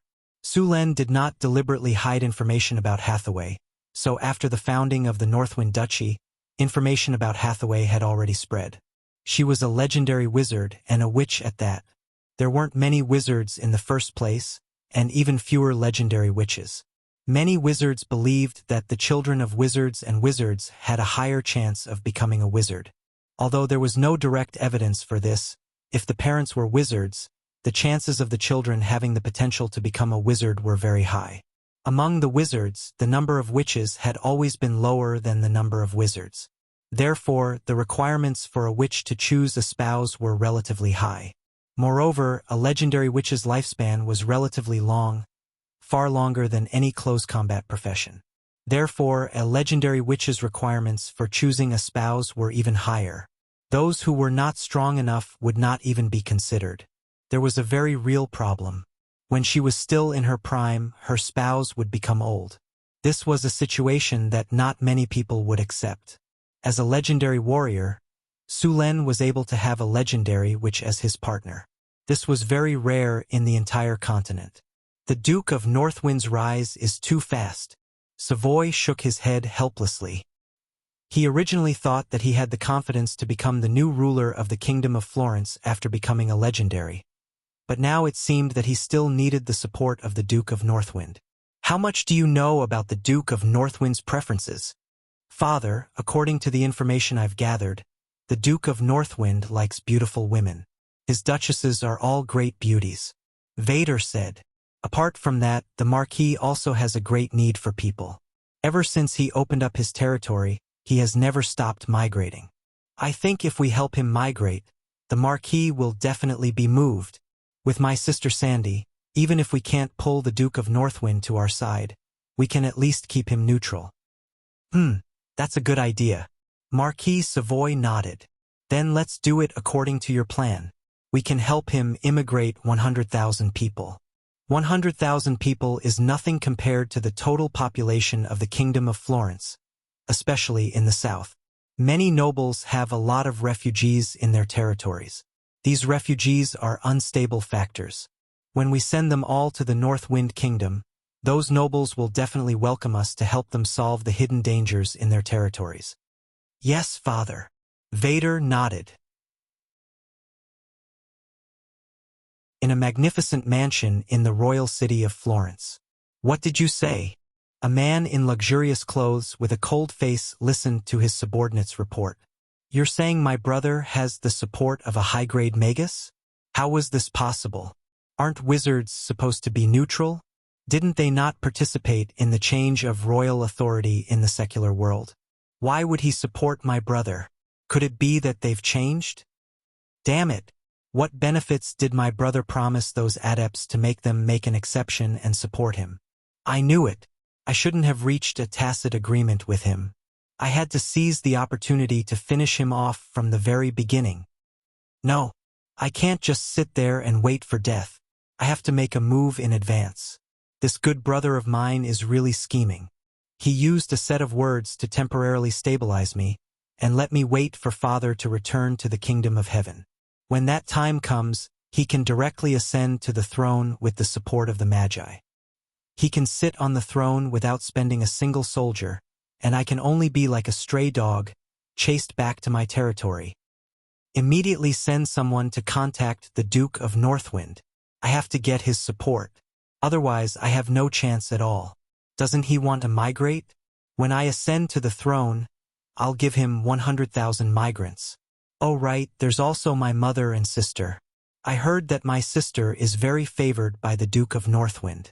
I can ask her for help. And my mother, Phyllis listens to her mother the most.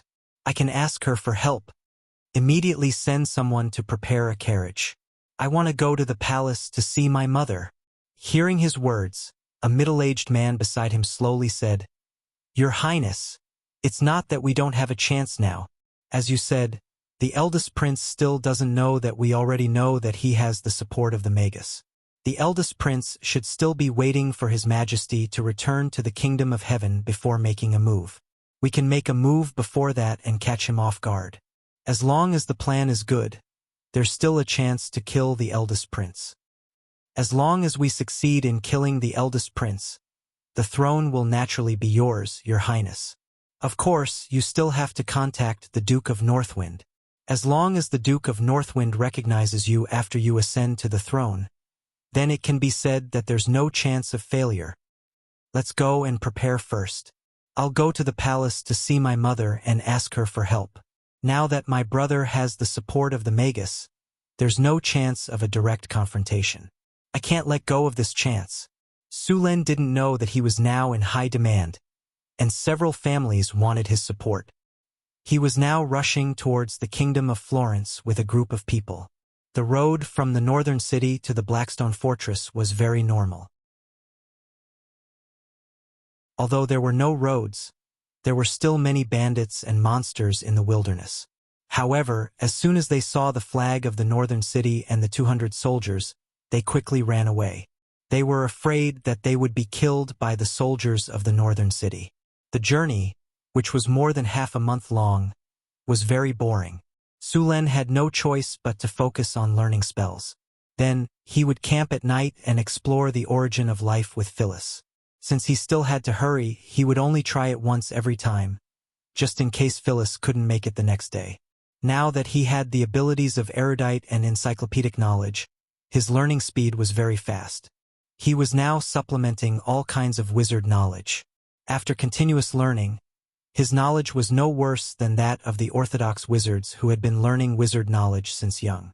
Sulen's wizard ability had been steadily improving. Now, his spellcasting ability had reached the level of an advanced wizard. The only problem was that he needed to master the spell models bit by bit. Of course, he could also use skill points, but it was not easy to get them now. He planned to save them for when he encountered a particularly difficult spell. On the way to the Kingdom of Florence, Sulen rarely entered the city. Other than resupplying some food and other supplies, most of the time, he just directly camped outside the city. This led to a problem. Whether it was the second prince or the Marquis of Savoy, the messengers they sent did not meet Sulen. The road conditions in this era were very bad. Many of the wilderness had no roads at all. Sulen just followed the directions of the strategic map and took shortcuts most of the time. Therefore, he inadvertently missed the messengers. Dusk fell. The mansion of the second prince was brightly lit. Teams of fully armed soldiers were patrolling. The servants who came and went looked nervous because the second prince accidentally killed a maid in a rage today. The dead maid was dragged to the garden and buried, but the oppressive atmosphere still shrouded the luxurious mansion. In the dark corner near the garden, soldiers with bows and arrows were lurking. Since yesterday, the entire mansion was shrouded in the atmosphere of a storm. The second prince did not go out for an entire day, but he constantly sent out servants to gather information. In the study room, the second prince's face was gloomy under the dim candlelight. He looked to the side and said in a hoarse voice, "Still no news from the Duke of Northwind?" "Yes, Your Highness," a young knight with a tall and straight figure replied. 2 days. Ever since he learned that his brother had the support of wizards, he became very nervous. As time went by, the situation would become more and more unfavorable for him. Although his mother promised to help him persuade his sister, she only agreed to let the Duke of Northwind remain neutral. This was not what he wanted. Now, many nobles were gradually leaning towards his brother, which was a dangerous sign for him. If he waited any longer, the power gap between him and his brother would become bigger and bigger. The second prince, Sean, closed his eyes tightly. He seemed to be resting, but his hands were beating rhythmically on the table. After a while, he suddenly opened his eyes. A terrifying light flashed in his eyes. "I can't wait any longer. I have to start." Sean finally made up his mind. "Tell Lucian to start the plan immediately." "Yes, Your Highness." The young knight immediately turned around and left the room to pass on the order. Soon, the troops that had been prepared began to move slowly. Several figures moved and directly blended into the darkness. Night fell. Only the noble district in the city had some light. The brightest light was in the palace, followed by the eldest prince's mansion. At this time, the eldest prince was happily listening to the report of his men. "You said my good brother went to see my mother? What did he say to my mother?" "Your Highness." The second prince went to the queen to ask Her Highness to help him. He wanted Princess Phyllis to persuade the Duke of Northwind to support him. A man who was dressed like a chamberlain said, "What did my mother say?" The eldest prince frowned. Her Highness did not agree. She only said that she would persuade the Duke of Northwind to remain neutral. "As long as he remains neutral." "Haha, my good brother is so calculating. Unfortunately, you will lose this time." At this time, the house suddenly shook violently. The guards and attendants outside screamed. Earthquake. The eldest prince's face changed. Without saying anything, he directly jumped out of the window on the second floor. The house was still shaking violently, but the range was limited to the main house. As soon as he landed, he felt that something was wrong. The ground did not shake at all.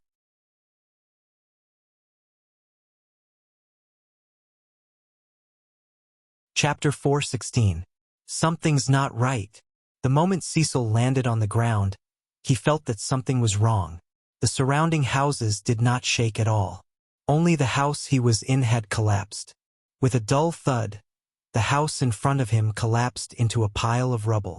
In the darkness, a pair of eyes locked onto Cecil's figure. Before the surrounding guards could rush over, a cold sword light suddenly flashed in the darkness. Backstab. A cold light flashed and instantly pierced towards Cecil's back. The sharp blade flashed with a cold blue light in the dark night. With a single glance, one could tell that it was smeared with poison. Just as the blade was about to pierce Cecil, there was a flash of light. Immediately after, the surroundings became extremely cold. It was as if the temperature of the air had dropped by more than 10 degrees. A shield of ice suddenly appeared around Cecil's body. Clang! With a light sound, ice shards flew everywhere. The cold air quickly spread along the blade, and in an instant, a layer of frost appeared on the arm holding the dagger. Cecil, who was preparing to continue his attack, stiffened slightly. Ice shield! Cecil's figure flashed, and he immediately put some distance between them. In that moment of crisis, with his reaction speed, he was unable to dodge in time. Fortunately, he had a magical item on him for protection. At the critical moment, he summoned 3 ice shields to protect his body. Otherwise, even if he did not die, he would have at least suffered a layer of skin. Assassin! Protect His Highness! Assassin! A series of alarmed cries sounded, and the surrounding guards quickly rushed over. Quick! Kill him! The assassin did not give up. A cold light flashed in his eyes as he shouted in a low voice. A few cloaked figures rushed forward, cold light flashing from their blades as they slashed towards Cecil's body. Cleave! Revolving strike! Cecil's expression changed, and he immediately drew his sword to meet them. At this moment, fleeing would only lead to a faster death. Clang! Clang! Clang! Clang! Clang! Clang! Clang! The sound of metal colliding rang out continuously. Under the attacks of these people, Cecil was continuously forced back. Fortunately, the 3 ice shields around him continuously blocked the attacks, so he was not injured. Over here. Kill these assassins! From the collapse of the loft to the attack of the assassins, less than 2 minutes had passed. The surrounding guards rushed over one after another. When they saw the besieged His Highness, these guards did not hesitate at all. They brandished their weapons and rushed over. Go! When they saw the large number of guards rushing over, they knew that they had lost the chance to kill Cecil. They turned around and fled. You want to run? You dare to commit murder right under my nose? You're looking down on me. Mass slow. Arcane missile. 5-inch at this moment.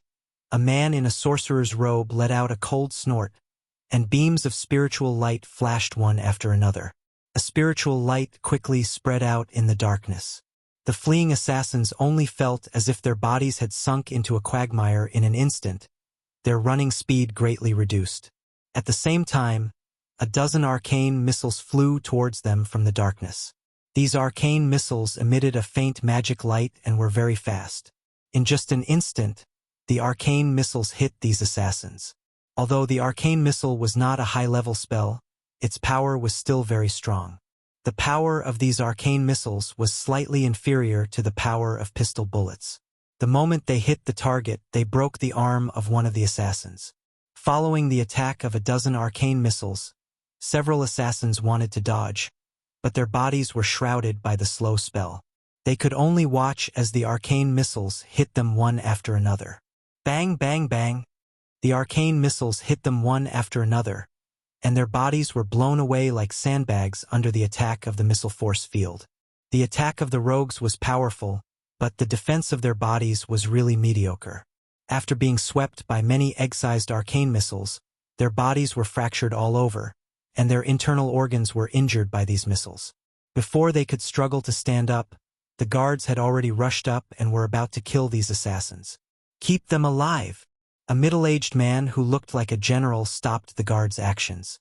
The guards stepped forward and restrained the assassins. "Your Highness, the 3 assassins have been caught. What do you think we should do with them?" The middle-aged man came to His Highness the Prince and asked. Cecil had regained his elegant demeanor and looked coldly at the 3 assassins.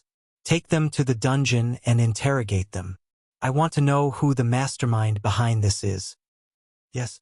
The middle-aged general nodded and ordered the 3 assassins to be taken away. After seeing the others leave, Cecil walked to another room with a gloomy expression.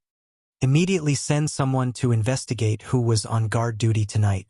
They actually allowed those 3 assassins to sneak up on me. How did they get in?" "Yes, Your Highness. I'll arrange for someone to search right away," the attendant next to him said. "Wait, what's my dear brother doing now?" Cecil suddenly asked. "I'm sorry, Your Highness. Omar has been keeping an eye on this matter. I don't know. Go and call Omar here." "Yes."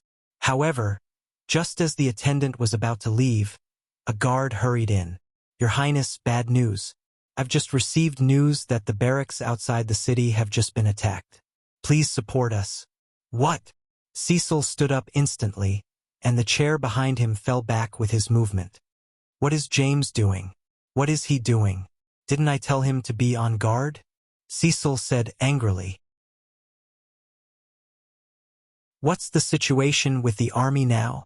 Facing the angry His Highness the Crown Prince, the attendant's expression was slightly awkward. "Sir James did not return to the barracks today."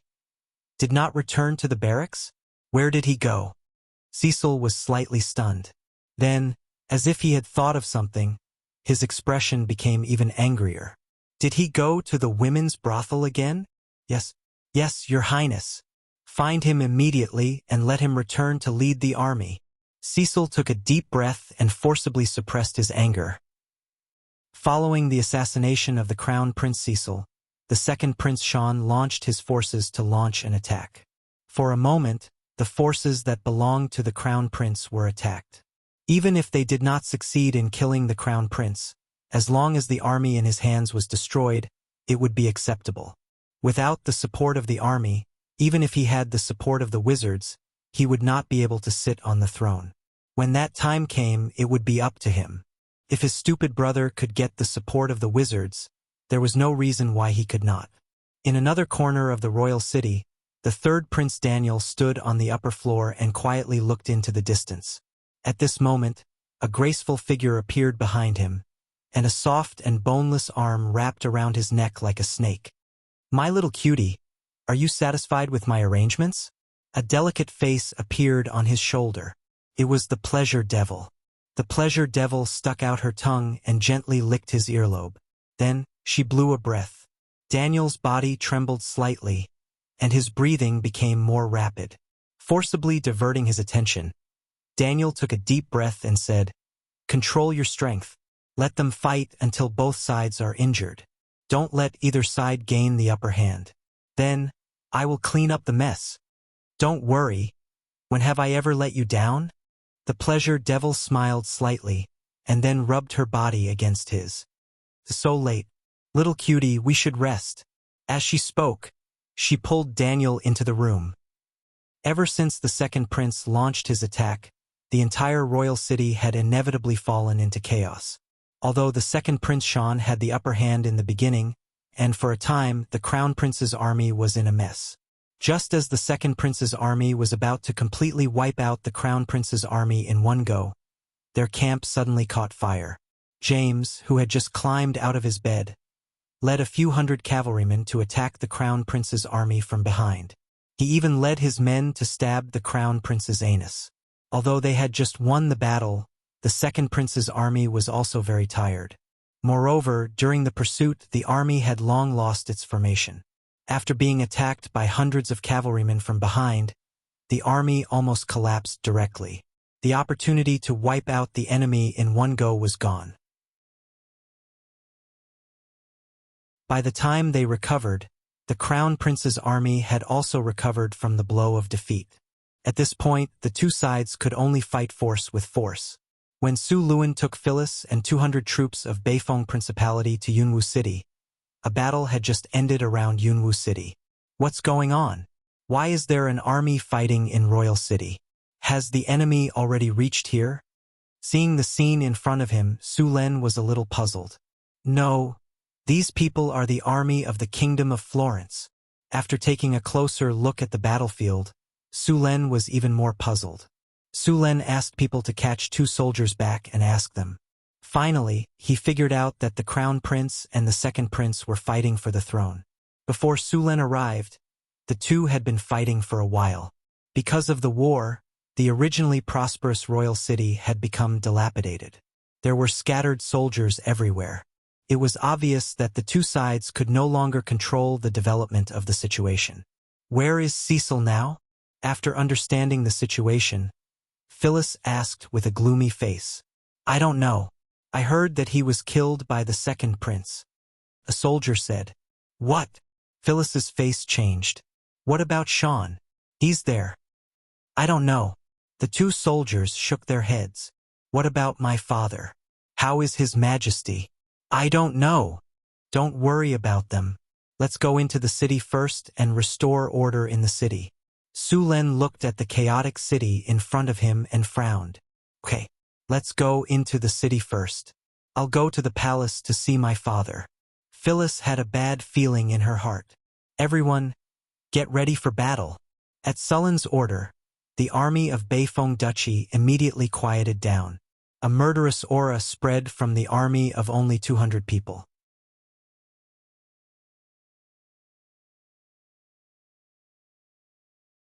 Chapter 417. Sir, are we really going to attack? A formation breaker guard stood beside Su Len and asked. Attack?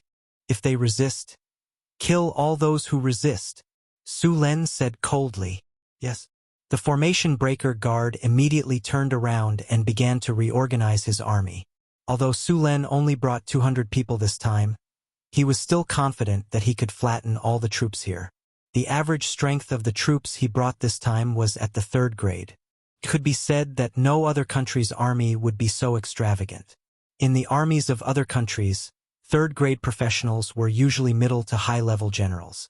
The Northern Citadel already had a powerful army with an average of 3rd grade professionals. These people were all elites who had followed him all the way through countless battles, big and small.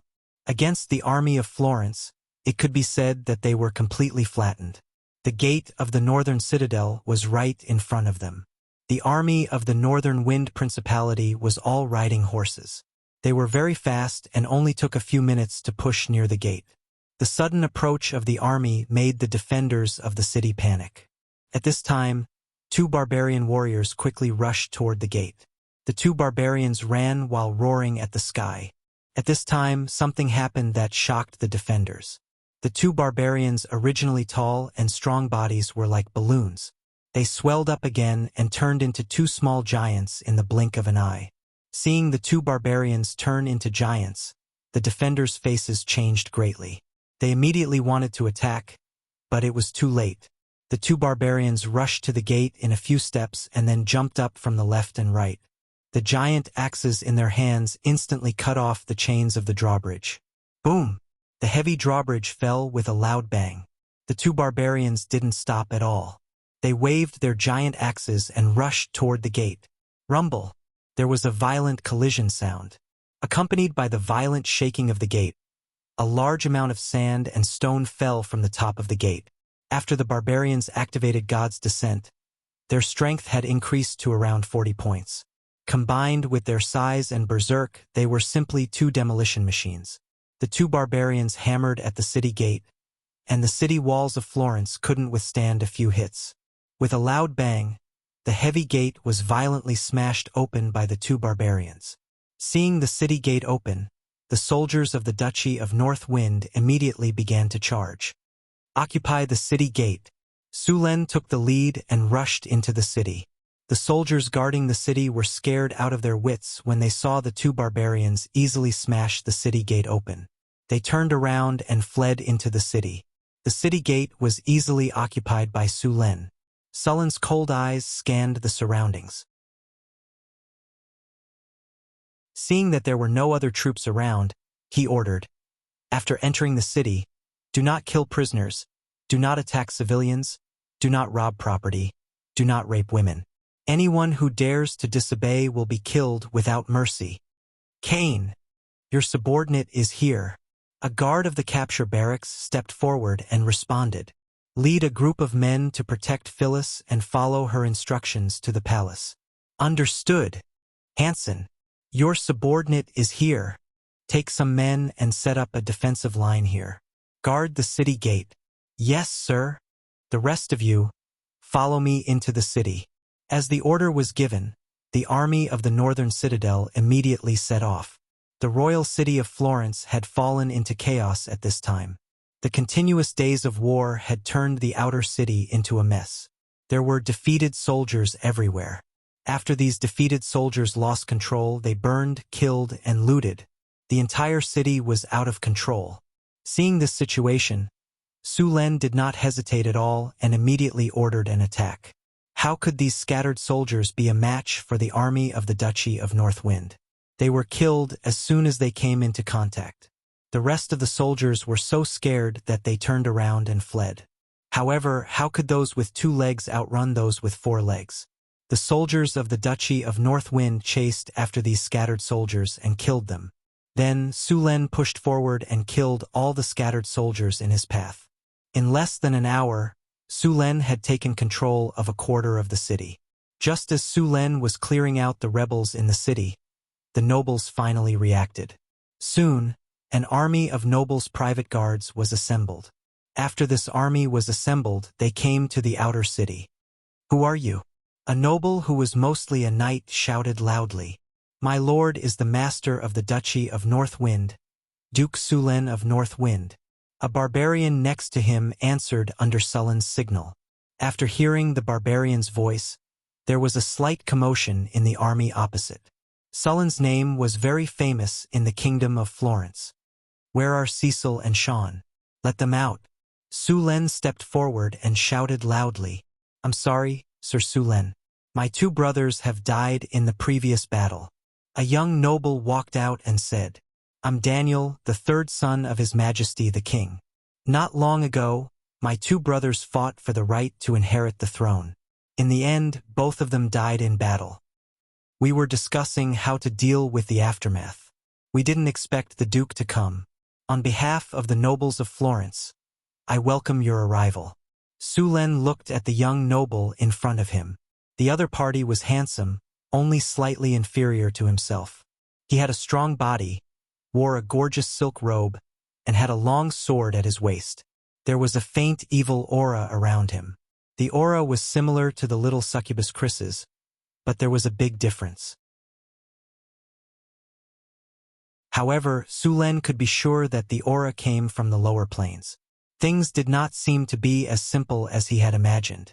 Even if Prince Daniel was not a fallen one, he had a deep connection with the lower planes.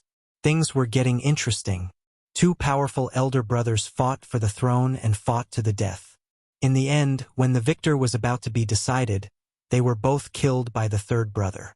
If Su Luen hadn't come so quickly, maybe the 3rd prince would have been enthroned as the new king of Florence. Sir Su Len, you must be here to observe the ceremony. I would like to ask you to restrain the soldiers. This matter is the internal affairs of the Kingdom of Florence. As the Duke of the Duchy of Northwind, I would like to ask you to leave for a while, Daniel said to Su Len. Internal affairs?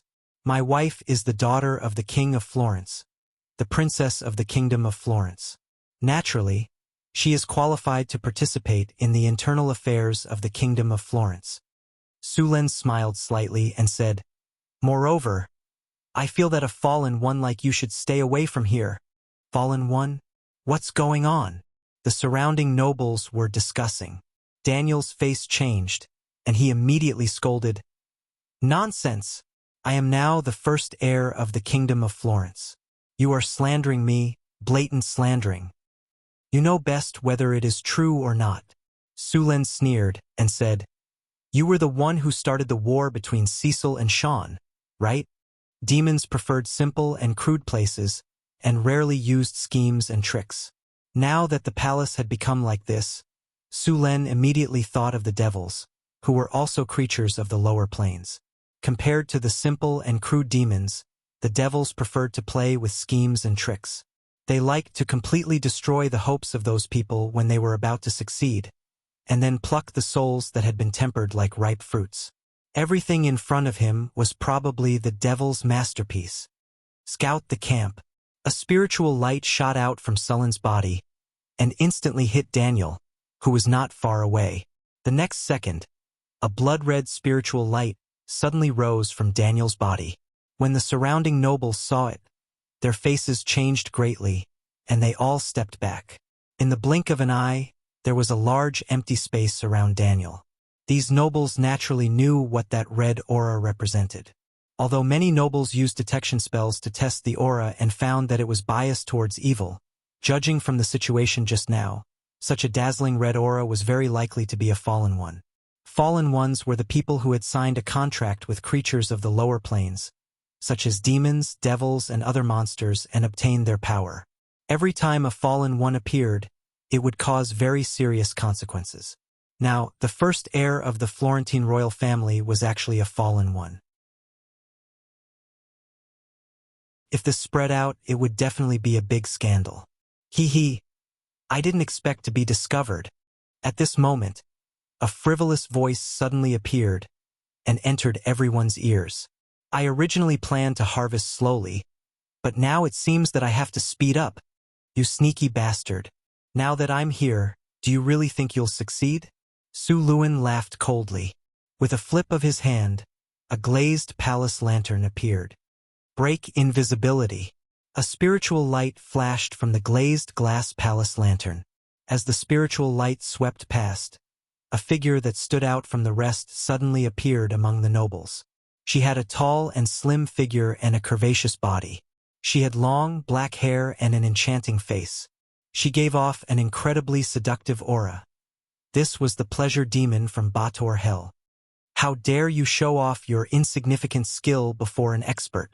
Su Len put away the sky lantern and rushed toward the pleasure demon in a flash. Dimensional anchor. As Su Len raised his hand, a spiritual light shot out. In an instant, the surrounding space was separated by a spell, directly sealing the teleportation spell in this area. No one could use teleportation or blink skills. Forbidden magic field. Then, an invisible energy field instantly appeared in Sullen's hand, and directly turned the area around the pleasure demon into a dead magic field, directly crippling the pleasure demon's magic ability. Lightning spear. Dazzling lightning flashed, and in the next second, a lightning spear was formed in Sullen's hand. This lightning spear contained great power, and he directly threw it at the pleasure demon.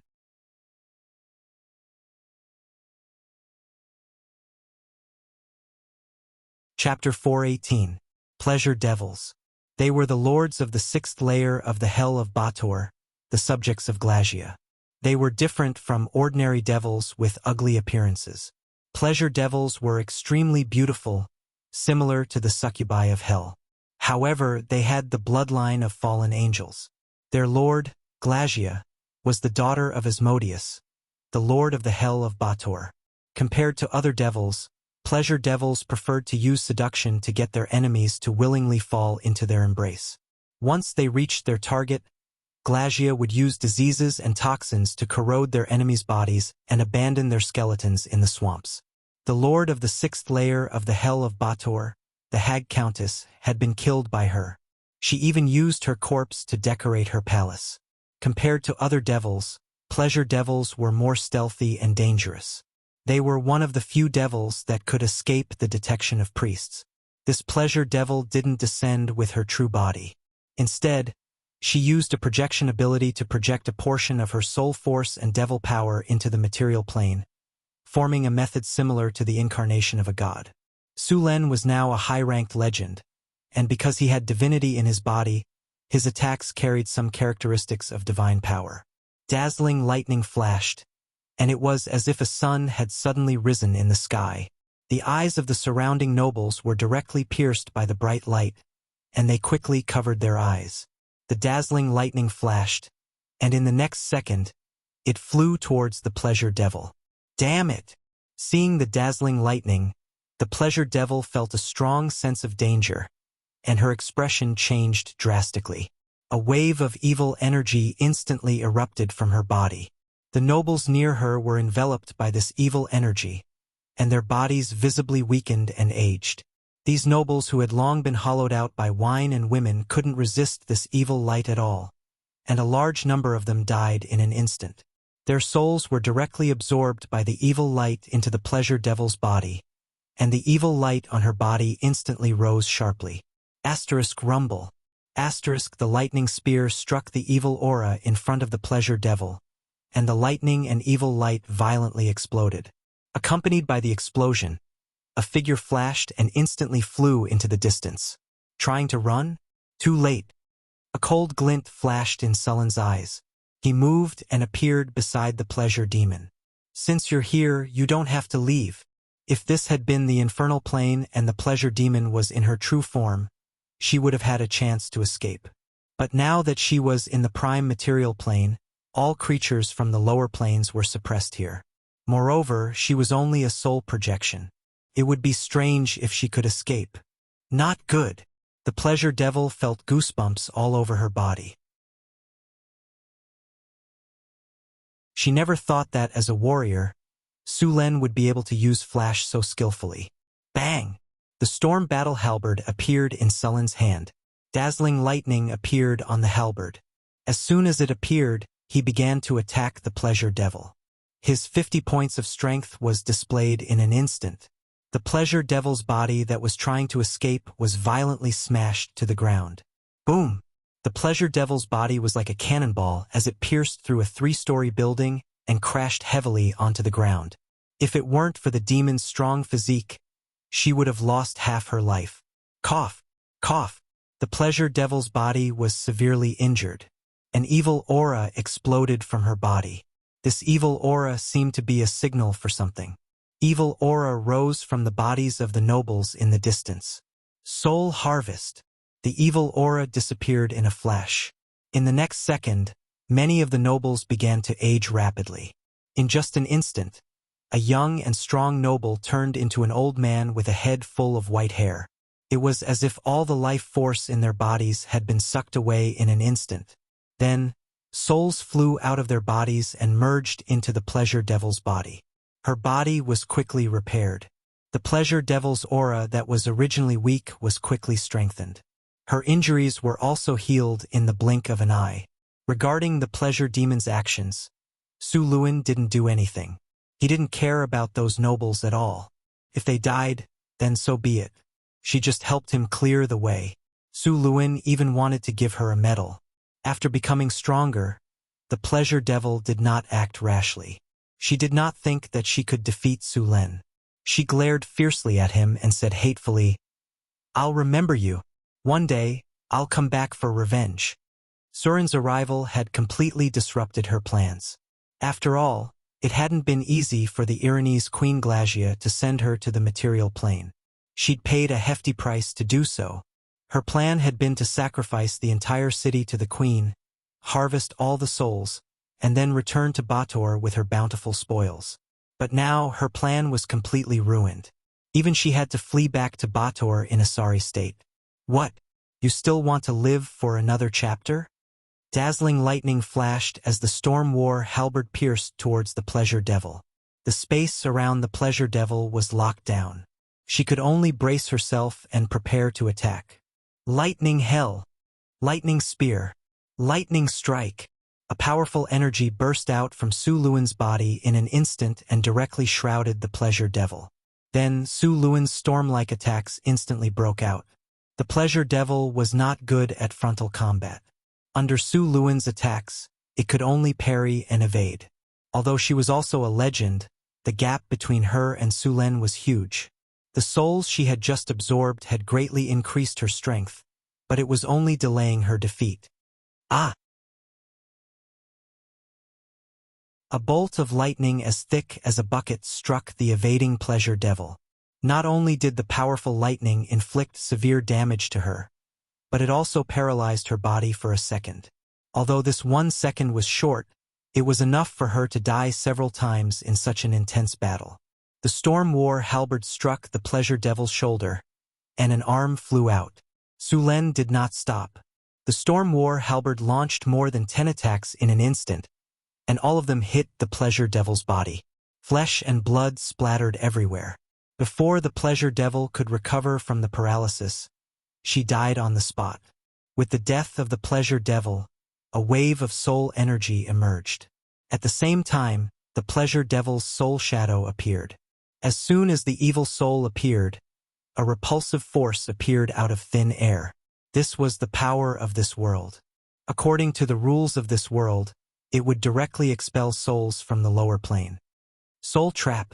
At this moment, a spiritual light flashed and instantly struck the soul that was about to leave. Although the soul of the Pleasure Devil was only a part of her body, she was still a legendary figure. In addition to the souls that she had harvested previously, her spiritual energy was still very strong. Powerful energy surged out of Surin's body, instantly suppressing the Pleasure Demon's soul imprisonment.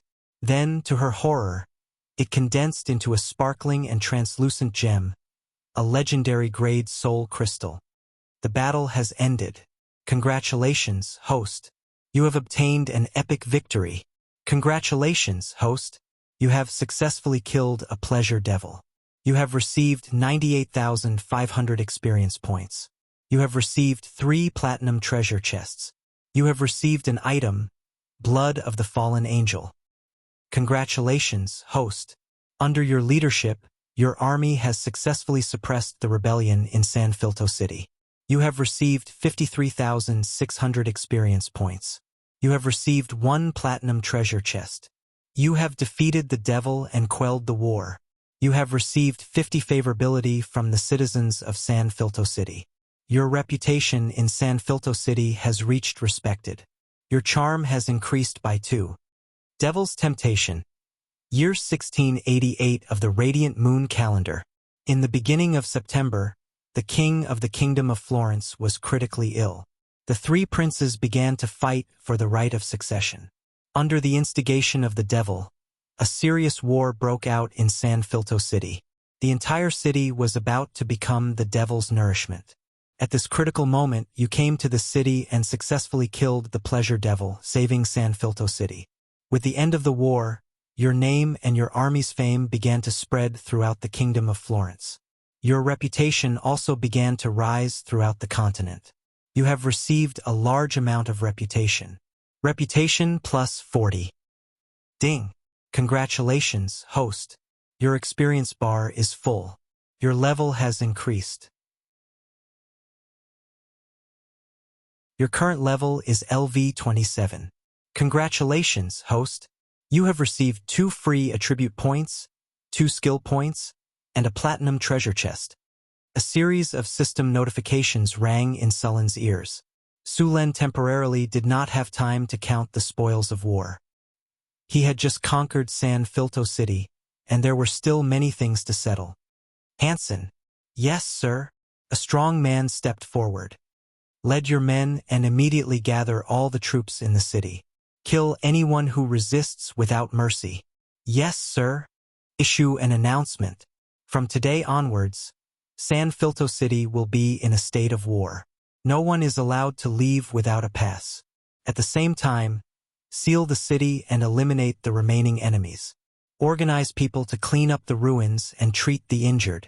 Arrest all those who took advantage of the chaos to commit crimes and plunder. Kill anyone who resists without mercy. Check the treasury and the granary. Distribute the food in a unified manner. Do not inflate the prices. All nobles immediately return to their own mansions. Do not go out without my command. Su Len used the momentum of his victory to issue various orders. He completely controlled San Filto City in the shortest time possible. After a period of war, San Filto City began to rebuild. The army of the North Wind Duchy quickly gathered all the defeated troops. Then, under the leadership of the North Wind Duchy soldiers, they immediately began to work. The nobles who had already suffered heavy casualties did not dare to have any objections in front of Su Lin. Too many people had died today, and these nobles had lost their courage. You're tuning in to the Journey of the Soul YouTube channel. Don't forget to subscribe and join us on this journey to catch the most captivating stories.